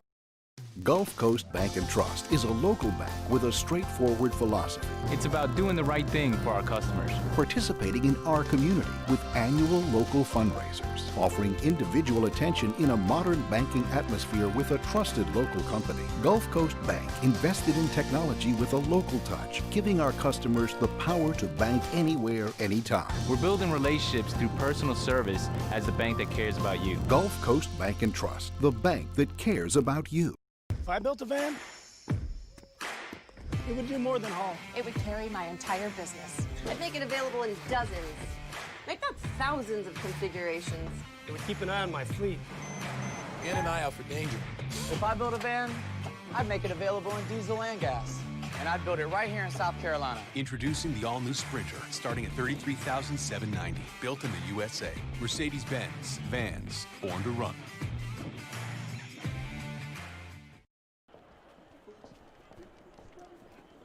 The winner is the dog with antioxidant vitamin C. Given the choice, why wouldn't you choose the one with antioxidant vitamin C? Choose Vizzy Hard Seltzer. To all of our heroes working on the front lines of this COVID-19 pandemic, your bravery and selflessness represent the very best of us, and we want to say thank you. I'm asking everyone around the state to join me in celebrating the heroism of our healthcare professionals on the 19th of every month at 1900 hours, that's 7 p.m. Write a note of appreciation, make plans to donate to charitable organizations, or say a prayer. To learn more, visit 19thanks.org. Thank you, and God bless. This isn't just another day. It's so much more. Kelly's life was put on hold when her auctioneer primary care doctor discovered a rare blood disorder. Her doctor connected her to an auctioneer care team of cancer, heart, and kidney specialists. With multiple primary care locations around Baton Rouge, same-day appointments, and online scheduling, we're relentless about keeping you healthy. Auctioneer Baton Rouge, innovating healthcare for Kelly. You may not know about the 4Kids Foundation, but you've probably heard of the Zurich Classic. And the Zurich Classic exists because of 4Kids. But it's what happens after the tournament that really counts. 100% of... Hey, it's Musso wishing you a happy new year from everyone here at Off the Bench. We're off for the next couple of days, but the guys will be back on Monday, January 4th, to start the new year. Join us then on Off the Bench, 104.5 ESPN Baton Rouge.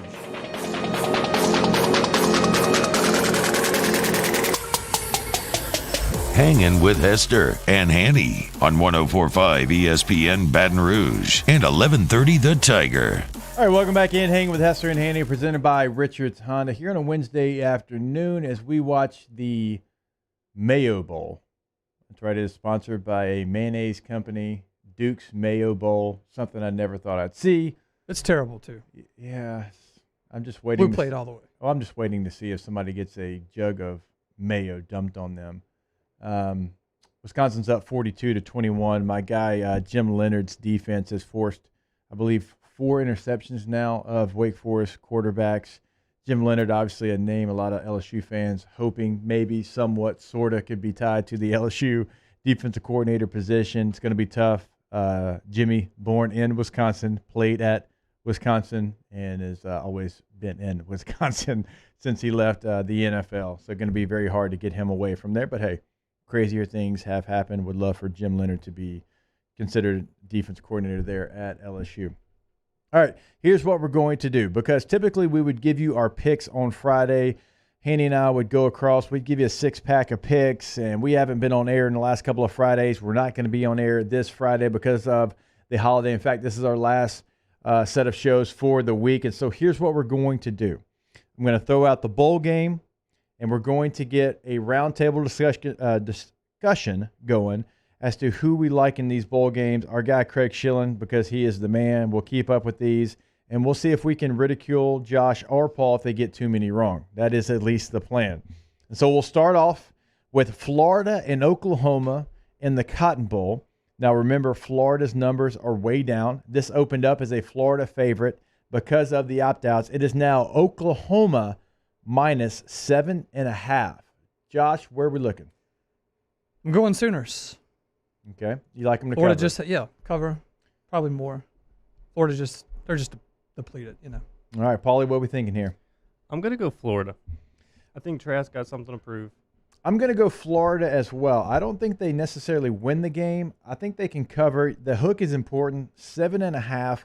Trask is playing. He does have, some of his receivers playing in this game. Remember, Gamble at tight end did fill in very nicely for Pitts when he was out in the middle of the season. I do think a lot of Dan Mullen and his end-game play calling. So as hot as Oklahoma's been, the defense is improved. I do think Florida covers that game there. All right, I know you're all waiting for the Armed Forces Bowl between Mississippi State and Tulsa. Tulsa is a 1.5 favorite in this one, minus 1.5 there for the Golden Hurricane. Josh Ward, who do you like? Give me the Hurricanes. That's just Hurricane. It's just singular. Oh, sorry. Give me the Hurricane. The Hurricane. Golden Hurricane. Paul, who do you like? Yeah, I'm going to go Tulsa as well. All right, I'm going to go with the Pirates. I like Mississippi State and Mike Leach to pull off the big upset. A couple extra days of practice. Mississippi State's defense with Zach Arnett. Sorry, Dave Arnett. Oof. Zach Arnett will be ready for this contest. Tulsa's not, high-powered on offense, and so give me the Bulldogs in an upset. All right, a game I'm, no kidding, actually looking forward to the Arizona Bowl between Ball State and San Jose State. San Jose State is 7-0, undefeated. They are the Mountain West champions. Nick Starkel has been at two different SEC stops, Texas A&M and Arkansas, now at San Jose State as a starting quarterback. A really good team. They are 9.5-point favorites. I like Ball State. And you can't give me any reason because you don't know one single player on Ball State. All right, Paul. No, I don't. I know nothing about these two teams as well, but I know San Jose State is undefeated, so they are. We'll go with San Jose State. I'm going to go San Jose State to win, but Ball State to cover. I'm going to agree with Josh Ward there. All right, we've got West Virginia taking on Army in the Liberty Bowl. Remember, Army was set to play in Shreveport in the Independence Bowl. The Pac-12 didn't have enough teams, so the Independence Bowl had to cancel. So West Virginia has to play the triple option on short notice. And so for that reason, I'm going to go Army. It is a 7-point line. West Virginia is the favorite. Give me the 7 points. I'm going to take the Black Knights. I'm with you on that. I'm going Army all the way. What we got, Paulie? I'm going to go Army as well. I think I don't think it'll be as close as people think. All right, we're going to get into the Peach Bowl here. Georgia taking on Cincinnati. Obviously, Cincinnati undefeated, 8 in the country right now. Georgia comes in at number 9. JT Daniels been playing much better. That offense really changed ever since he's been the starting quarterback. It's almost like people were saying put in JT Daniels and not Stetson Bennett the 14th, but they decided to wait. They look different. I think Cincinnati is a very nice team. I truly think they can compete with some of the big boys, but with the way Georgia's playing, they've been able to keep a majority of their team together. They don't have a ton of opt-outs like Florida does. Cleveland, the offensive lineman's not playing, but their skilled players will be in this game. I like Georgia minus the 7.5. I'm going Cincinnati. I think they're going to come out trying to prove that they belong in the conversation here. So I think they come out with a little bit extra juice. And sometimes when Georgia doesn't have a lot to play for, they just kind of tank it a little bit. All right, Paulie, what we got here? I have the same feeling. I think Cincinnati's going to come out, try to show that they belong, and then I just think Georgia pulls away. All right, moving on to the next game, the Citrus Bowl between Auburn and Northwestern. Northwestern is a 3.5-point favorite. We don't really know who's coaching Auburn. They've got a new coach in Brian Harsin coming over from Boise State. We know that they've had really just a hot mess trying to get to this point.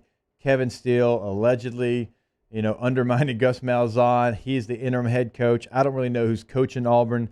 Northwestern, the last time we saw them, actually looked like a pretty good football team in the Big Ten championship game. Go ahead. I know this hurts me to say going against an SEC team and the Auburn Tigers. Give me Northwestern minus 3.5. Minus 3.5? Yeah, minus I like Northwestern on that. Auburn's just a mess right now. All right, Paulie, what we got here? My Same thing. I think Auburn's just ready to get this season over with. I'm going with the Fighting Reese Davis. You think they would have opted out as a team if they could? Yes, I truly think they would. I'm surprised that they accepted this. Now, they could have technically, but I'm surprised that they did do this just because, I mean, it's been such a mess. They're trying to get to this point. All right, Notre Dame and Alabama. Alabama is a 19.5-point favorite. That's a lot of points. The biggest ever in a college football playoff semifinal. Give me the points. Alabama. If it was 21, I'd still take Bama. Yeah, 21. Yeah, if it was 21, I'd still take it. Yeah, same here. Give it all to me. God, a semifinal. We're just glazing, or just going right by it because it honestly, that's how it's going to play out.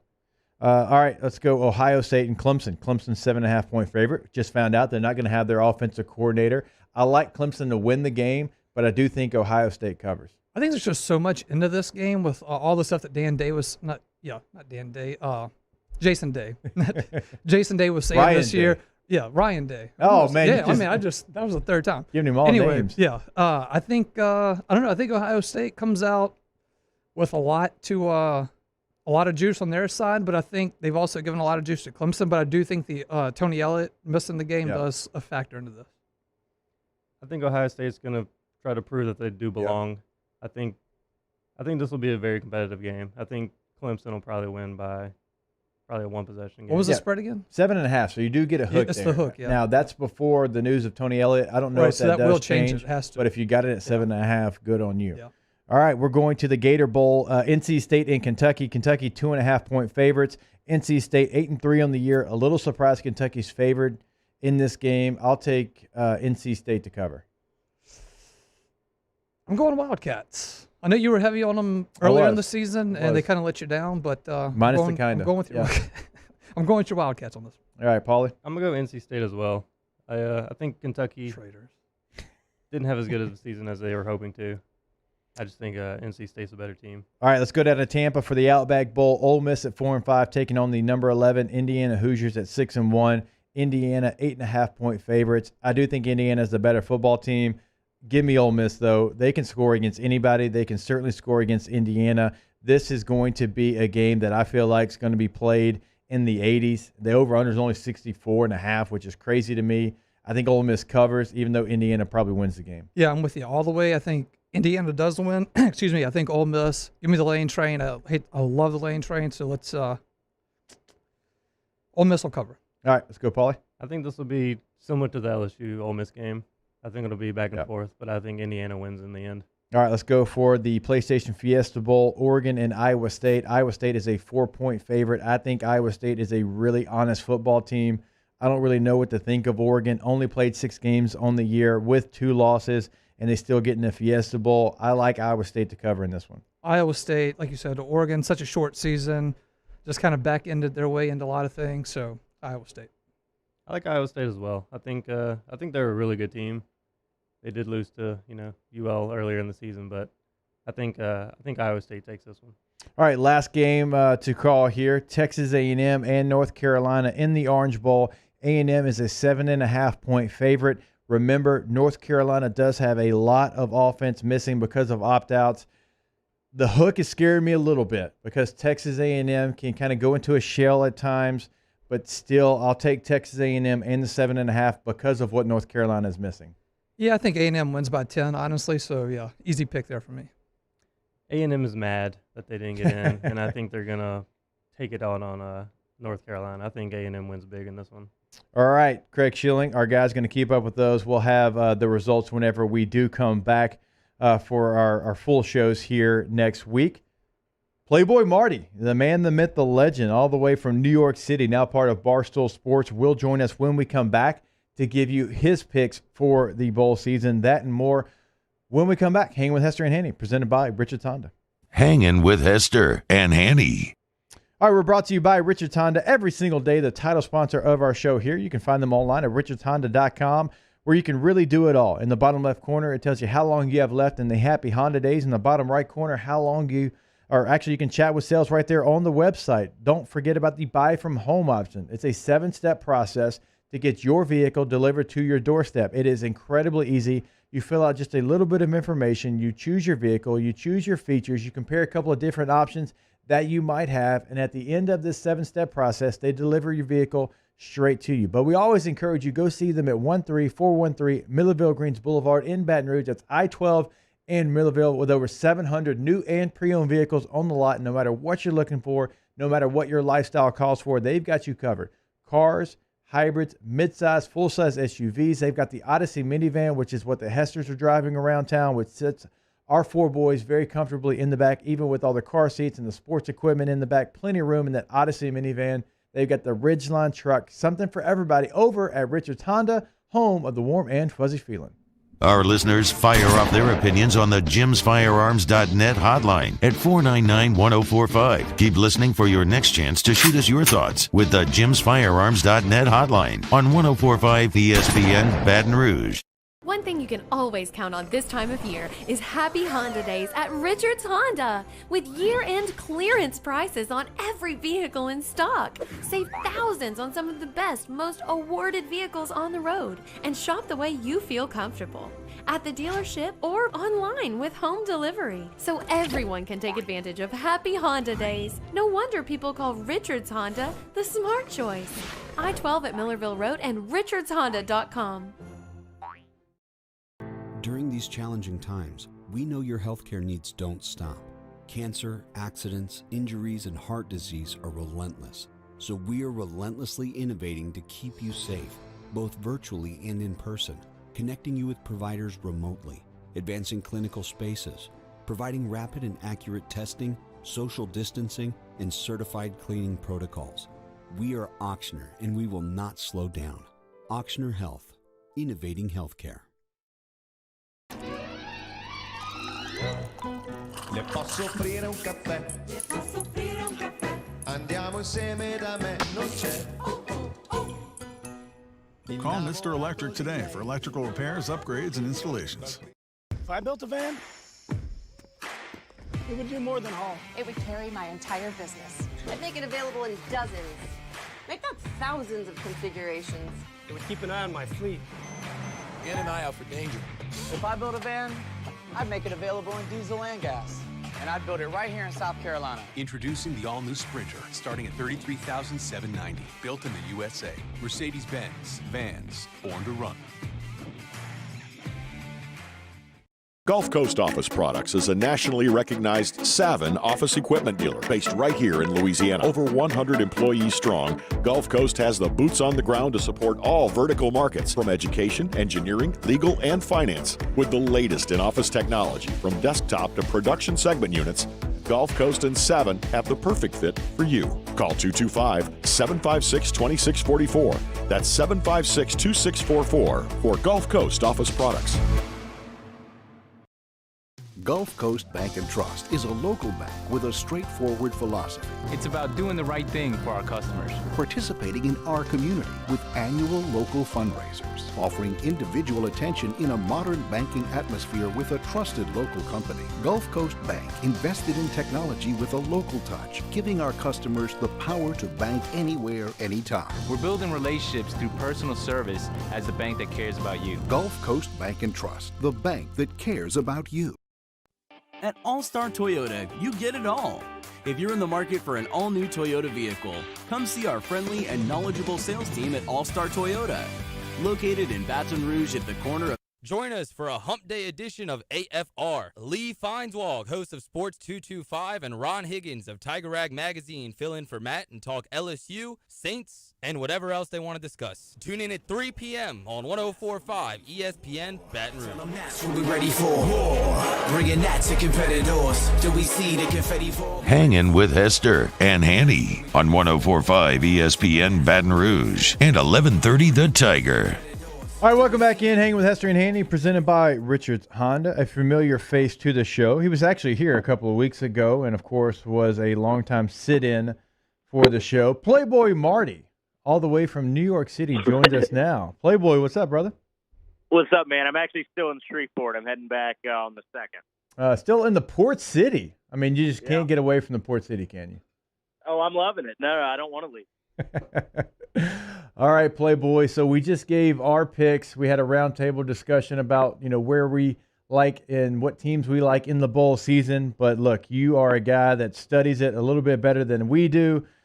do you have some winners for us? Can you give us some bowl game winners? Because I'll tell you right now, I am not winning the day. I was heavy on Wake Forest. They threw 97 interceptions after being up 14-0. I'm not feeling great. I'm not the guy to give them to you. You are. So what do you got for us? Yeah, W, I'm glad this isn't a morning show because I'd have been right in there with you with Wake on it. Looked good in the beginning, but that took a turn south. I actually don't really love anything the rest of the day, but I've got big plans, big plans for New Year's Day. All right, let's hear those New Year's Day plans, because with the way the world is right now, you might be the only one with big plans for New Year's Day. right. So Peach Bowl, I love Cincinnati plus 6.5 and the over. Georgia is 4-0 over their past 4 games this season in the over, and Cincinnati is 4-0 against the spread as an underdog. And I really think it's their time to, come out and prove something. And I watched them a decent bit this year. I think they're good, and I don't think Georgia's going to be as motivated as them. So Hammer and Cincinnati plus 6.5. Citrus Bowl going against the Auburn Tigers. I've got Northwestern minus 3.5. They're 7-1 against the spread this season. I think San Jose State and Indiana have a better cover percentage, and Auburn's also 0-3 against the spread as an underdog this season. The San Jose State game is one that we talked about kind of in length. That's a really good football team. Ball State kind of upset Buffalo. I'm saying far away from that one. Yeah, no, I agree. This is such a hard bowl schedule to pick. Because, it's already been bad because there's so many opt-outs that we never really know, but now it's even worse with COVID. So, yeah, it's hard to pick and find ones that you like. I just happen to like everything from New Year's Day. And it's a situation, Playboy, where you want to wait as long as you possibly can, just because you don't know. Like, you want to see, okay, who's opting out, and you're going to miss out on some value probably. Like, if you're someone who got Oklahoma +4 early on, you feel really good about it now, because now they are 7.5-point favorites. And so, man, you're going to lose some value, but it's hard to put a lot of money on some of these bowl games because the opt-outs are coming, and they're not really coming at the beginning. They're kind of coming throughout the process. Yeah, I guess that may be the strategy is bet on the dog early before they announce the opt-out. That's a great point. That one. Yeah. Also, I was looking today, and Mac Jones is still 2-1 to win the Heisman. I think I might put some change on that. That is some good value there, and this is a Heisman race that I think is going to be first place vote split among all 3 candidates. I truly think you're going to have a really close call, just because there hasn't. It's not that these guys have not played extremely well. They have, but I don't think anybody's really separated themselves. Obviously, Kyle Trask and his performance, even though he individually played well, losing 2 games down the stretch there, that's going to take some votes away from him. I'm really starting to think Devontae Smith's got a real opportunity to win this thing. Although I do agree there's a lot of value getting Mac at that price. Yeah, Smith is the odds-on favorite. It's kind of crazy. I think he's minus 275 the last I looked, and I just think people are going to be used to betting on a quarterback. So I think 2-1 if you want to at least have some fun on Heisman night, maybe throw it Mac Jones' way. And speaking of Mac Jones, I'm taking the Irish plus 20. You're taking the Irish? Plus 20. 20. It's the largest. It's the largest bet ever against 2 top 5 teams. So, I'll be honest with you, Playboy, and like I said, you did this a lot better than I do. I don't know what the number would have to be for me to vote or bet on Notre Dame. I really don't. This is a mismatched nightmare for Notre Dame. And it has really nothing to do with like where they are as a football team, because there's some teams that they probably match up with extremely well, really good football teams. But, man, in the back end, they struggled. They struggled against Clemson's receivers, and I realized who they had throwing to those receivers. But Mac Jones is no slouch, as you know. It could get ugly. It could get ugly quick. I think if I'm you and I'm betting on this game, I'm hoping for a backdoor cover on that 20. That's actually exactly what I've written down. I think Bama gets out to a huge lead, and them. I think them playing in the early game is an advantage to Irish bettors, because if they get to a big league, I think they may start resting some people, because Ohio State's only played 5 games this year, and if they're the ones that come through against Clemson, they're going to want to have as much rest as possible. So I think Bama gets out to a big lead, and then Notre Dame backdoors. So that's not going to be a fun watch for me, but I think that's the right side to be on. All right, catching up with Playboy Marty here on Hangin with Hester and Hanny. All right. Please tell me that you gave Mincy the right, let's just say, shaming for the LSU Ole Miss game. Oh yeah, dude, that was a great one. We actually came to the ESPN Baton Rouge studio to do post game. That was a crazy game. I'm still meaning to rewatch it, but there was so many back and forth. The whole fourth quarter, I never thought LSU was going to win. I never thought. Yeah, I even think like even the biggest homers, like that game just had a feel of heartbreak. And when Ole Miss got the ball back and they were driving, it was just, man, come on. The way this season is gone, like just please, like let's get LSU a victory, get them to 500, and it worked out that way. But yeah, I think there's a lot of nervous LSU fans, including the one you're talking to here. But it was a win for LSU, so I know Mincy still excited where the Ole Miss program is going. So. You mentioned you're in Shreveport. Before we let you go, anything special coming up over there at Barstool Sports? The Barstool Fund has raised over $10 million now for small business around the country. That's been a really cool thing to be a part of. I'm excited to get back up there and see, what they're having us do with that. That's going to be really cool. And otherwise, that's really the biggest thing going on at Barstool right now. I'm excited to get back up there. And do not forget about the Lowman Trophy for the nation's best fullback, the Golden Neck Roll Award. I'm very glad to be on the committee yet again. We'll see if we can get our guy, Torrey Carter, the award. He's been nominated 3 times. So don't forget about any trophy that is like a spare tire with a beer can drilled into it, and it's for fullbacks. I got to be a part of it. Oh, of course. And I don't know if this was exactly Torrey's year to win it, but I think they may give it to him as a Lifetime Achievement Award. Yeah, he needs to. I mean, nobody likes to catch bodies more than Torrey Carter. So hopefully we can get my guy the award. Hey, Playboy Marty, I appreciate it, man. Enjoy your time with your family up in the Port City. Safe travels back up to New York in a couple of days. Hey, thanks, Jake. Appreciate you having me on. See you guys later, everybody. All right, there he is, Playboy Marty of Barstool Sports. We're going to take our last break of the show. When we come back, we'll finish it up like we do every single day, answering your questions. Hit us up inside the Bayou Ford chat on YouTube. You can also hit us up on Twitter at JacobHester18, at Hangin on 1045. We'll answer them any way you send them in. We'll get to as many as we can to finish up a show here on a Wednesday afternoon. Hanging with Hester and Hanny, presented by Richards Honda. Hanging with Hester and Hanny. We opened up the playbook and expanded our coverage. Listen daily in high definition on 98.1 HD2. We are 104.5 ESPN Baton Rouge. $14,000 off MSRP on a new 2020 Ford Expedition XLT. All new Bayou Ford vehicles come with a 1 million mile powertrain warranty, and with Bayou to You, free delivery right to your door. The crew at Bayou Ford is going to do right by you.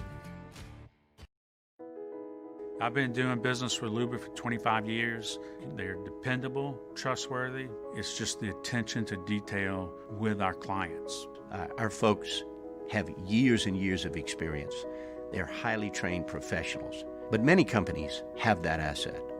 What I'd like to think makes Luba a bit different is that we use those talents in a way that truly is dedicated to serving the needs of the folks who depend on us. Toyotathon is happening right now at Corval Toyota in Opelousas. Get into a 20 Highlander for $4,600 off MSRP.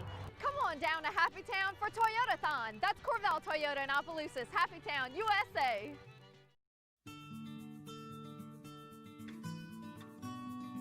This is a house call. This is a follow-up appointment. This is a diabetes checkup. This isn't just more convenient care, it's more advanced care. This is innovating healthcare at Louisiana's #1 hospital, Auctioner.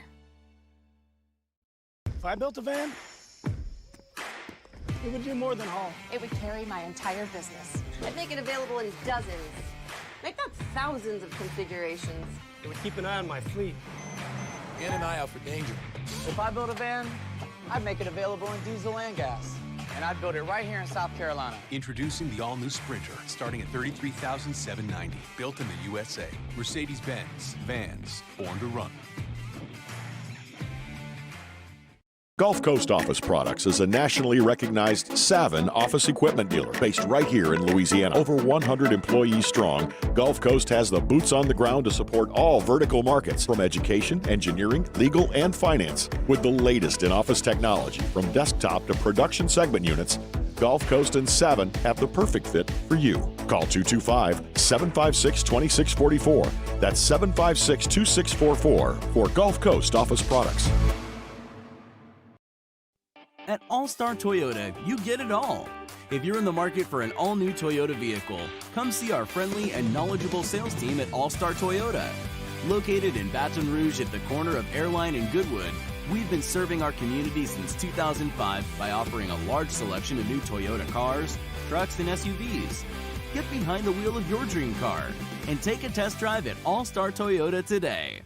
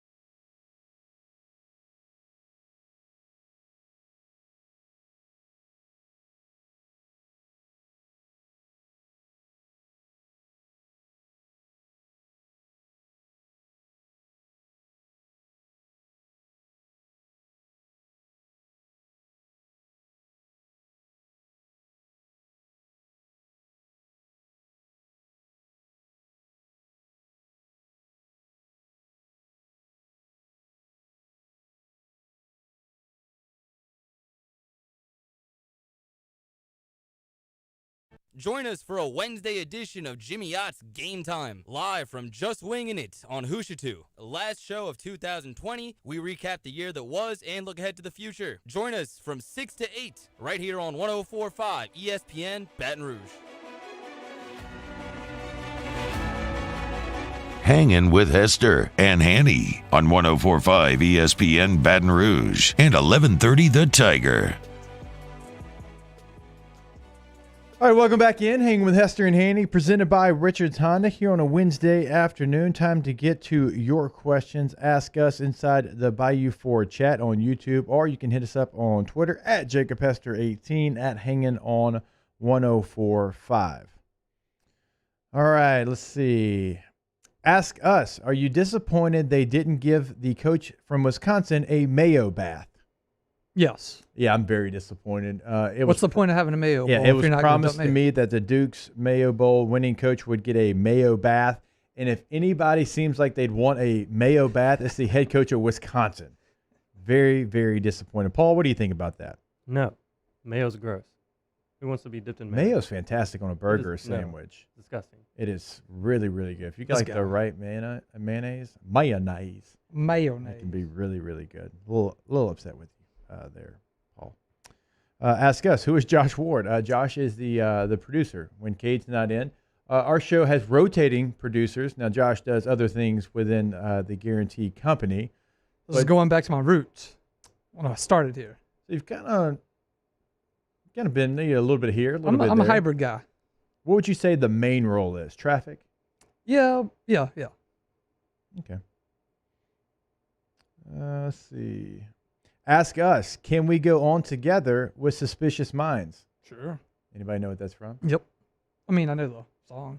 Yeah, okay. Who sings? Okay, good. Yeah. If you didn't know that, I was going to ask you to kindly get out of here. All right, let's see. Ask us, who's in better standing, Auburn or LSU? LSU. I think LSU. Auburn, I don't know what to expect from them. I mean, there's a coup going on between Kevin Steele and other people. The boosters there are impossible. Every year you're on the hot seat. LSU just won a national title. Auburn, to me, is always going to be little brother to Alabama. I do like the hire they made, Brian Harsin. I do think it's outside the box and in a good way. But, no, I think LSU's better set up right now. For sure. That's easy. I don't even think that's being a homer. I mean, ask Jake, what did you get Matt Flynn for Christmas? I got him an alarm clock. He has trouble with time sometimes, and I figured that was the best gift for him. He has trouble being on time. He's actually an early riser, but he's still like an alarm clock just to know, hey, you're supposed to be here when you're supposed to be here. All right, let's see. Ask us, is this the last 2020 Hanging with Hester? Yes, it is. We will play bowl games, I believe. Is that correct, Josh? Bowl games? Yeah, Thursday starting and tomorrow. Friday? One of them got canceled for tomorrow, the afternoon game. So we start at 2 o'clock tomorrow, and then New Year's Day obviously is all day, and then into the weekend and NFL Sunday. What a question from George here. Ask Jake, do you hate Alabama so much that you will root against them even when they face the most despicable team in college football, otherwise known as Notre Dame? It's a great question. This one is a little difficult because obviously Alabama winning, like you're having the same recruits that LSU has, and I've long said I don't just root for the SEC here, even though I do stuff on the SEC radio network. Like I don't just sit here openly SEC, but it's Notre Dame. It's like, ugh. What do I do? Do I hope the power goes out and they don't play the game? I mean, what's our options? Both here? teams lose in the football bust or something. I mean, but I get you, George. I trust me when I get you. Like the benefit of the doubt that Notre Dame gets, like at least Alabama's earned it. I mean, I think we can all agree there. Alabama's earned the benefit of the doubt in the last decade. Notre Dame, ugh. I don't know if I can't go with anybody on that one. Ask Hester, do you eat black-eyed peas and turnip greens on New Year's Day? Evidently, Cole Kublik doesn't, and he is getting roasted. Yeah, I've definitely done it before. What's the other tradition? I'm losing one. Cabbage? Yeah, love cabbage. Cabbage is fantastic. Cabbage, cornbread, black-eyed peas. Yeah, I actually go cabbage and black-eyed peas with cornbread. Like that's more than turnip greens. Although I love turnip greens, that's typically go more cabbage and black-eyed peas than we do anywhere else. All right, let's see. Ask us, Marianne or Ginger. I think Marianne just passed away. She did, yeah. I love Gilligan's Island, by the way. I don't know if y'all watched Nick at Night growing up. I know I'm a little. I think we're the same age, Josh. I'm a little bit older than Paul. Best Nick at Night show. Anybody got any votes? I mean, we're talking Dick Van Dyke Show, Dobie Gillis, F Troop, Get Smart. I was always a Brady Bunch guy. Okay, Brady Bunch was on there. Okay, I'll go Get Smart. That was fantastic. You got any? It was Gilligan's Island. I mean, Okay. it was Andy Griffin. Josh having some trouble with the names, but it's the end of the year. That's okay. We're going to let that slide. All right, we will be back on Monday. Hopefully the full team will be here. OTB, Hanging with Hester and Hanny, AFR as well. We'll all be back on Monday. We will see you then. Thanks for joining us in this crazy 2020 year. We'll see you next year. Hangin'. At All Star Toyota, you get it all. If you're in the market for an all-new Toyota vehicle, come see our friendly and knowledgeable sales team at All Star Toyota. Located in Baton Rouge at the corner of Airline and Goodwood, we've been serving our community since 2005 by offering a large selection of new Toyota cars, trucks, and SUVs. Get behind the wheel of your dream car and take a test drive at All Star Toyota today. Gulf Coast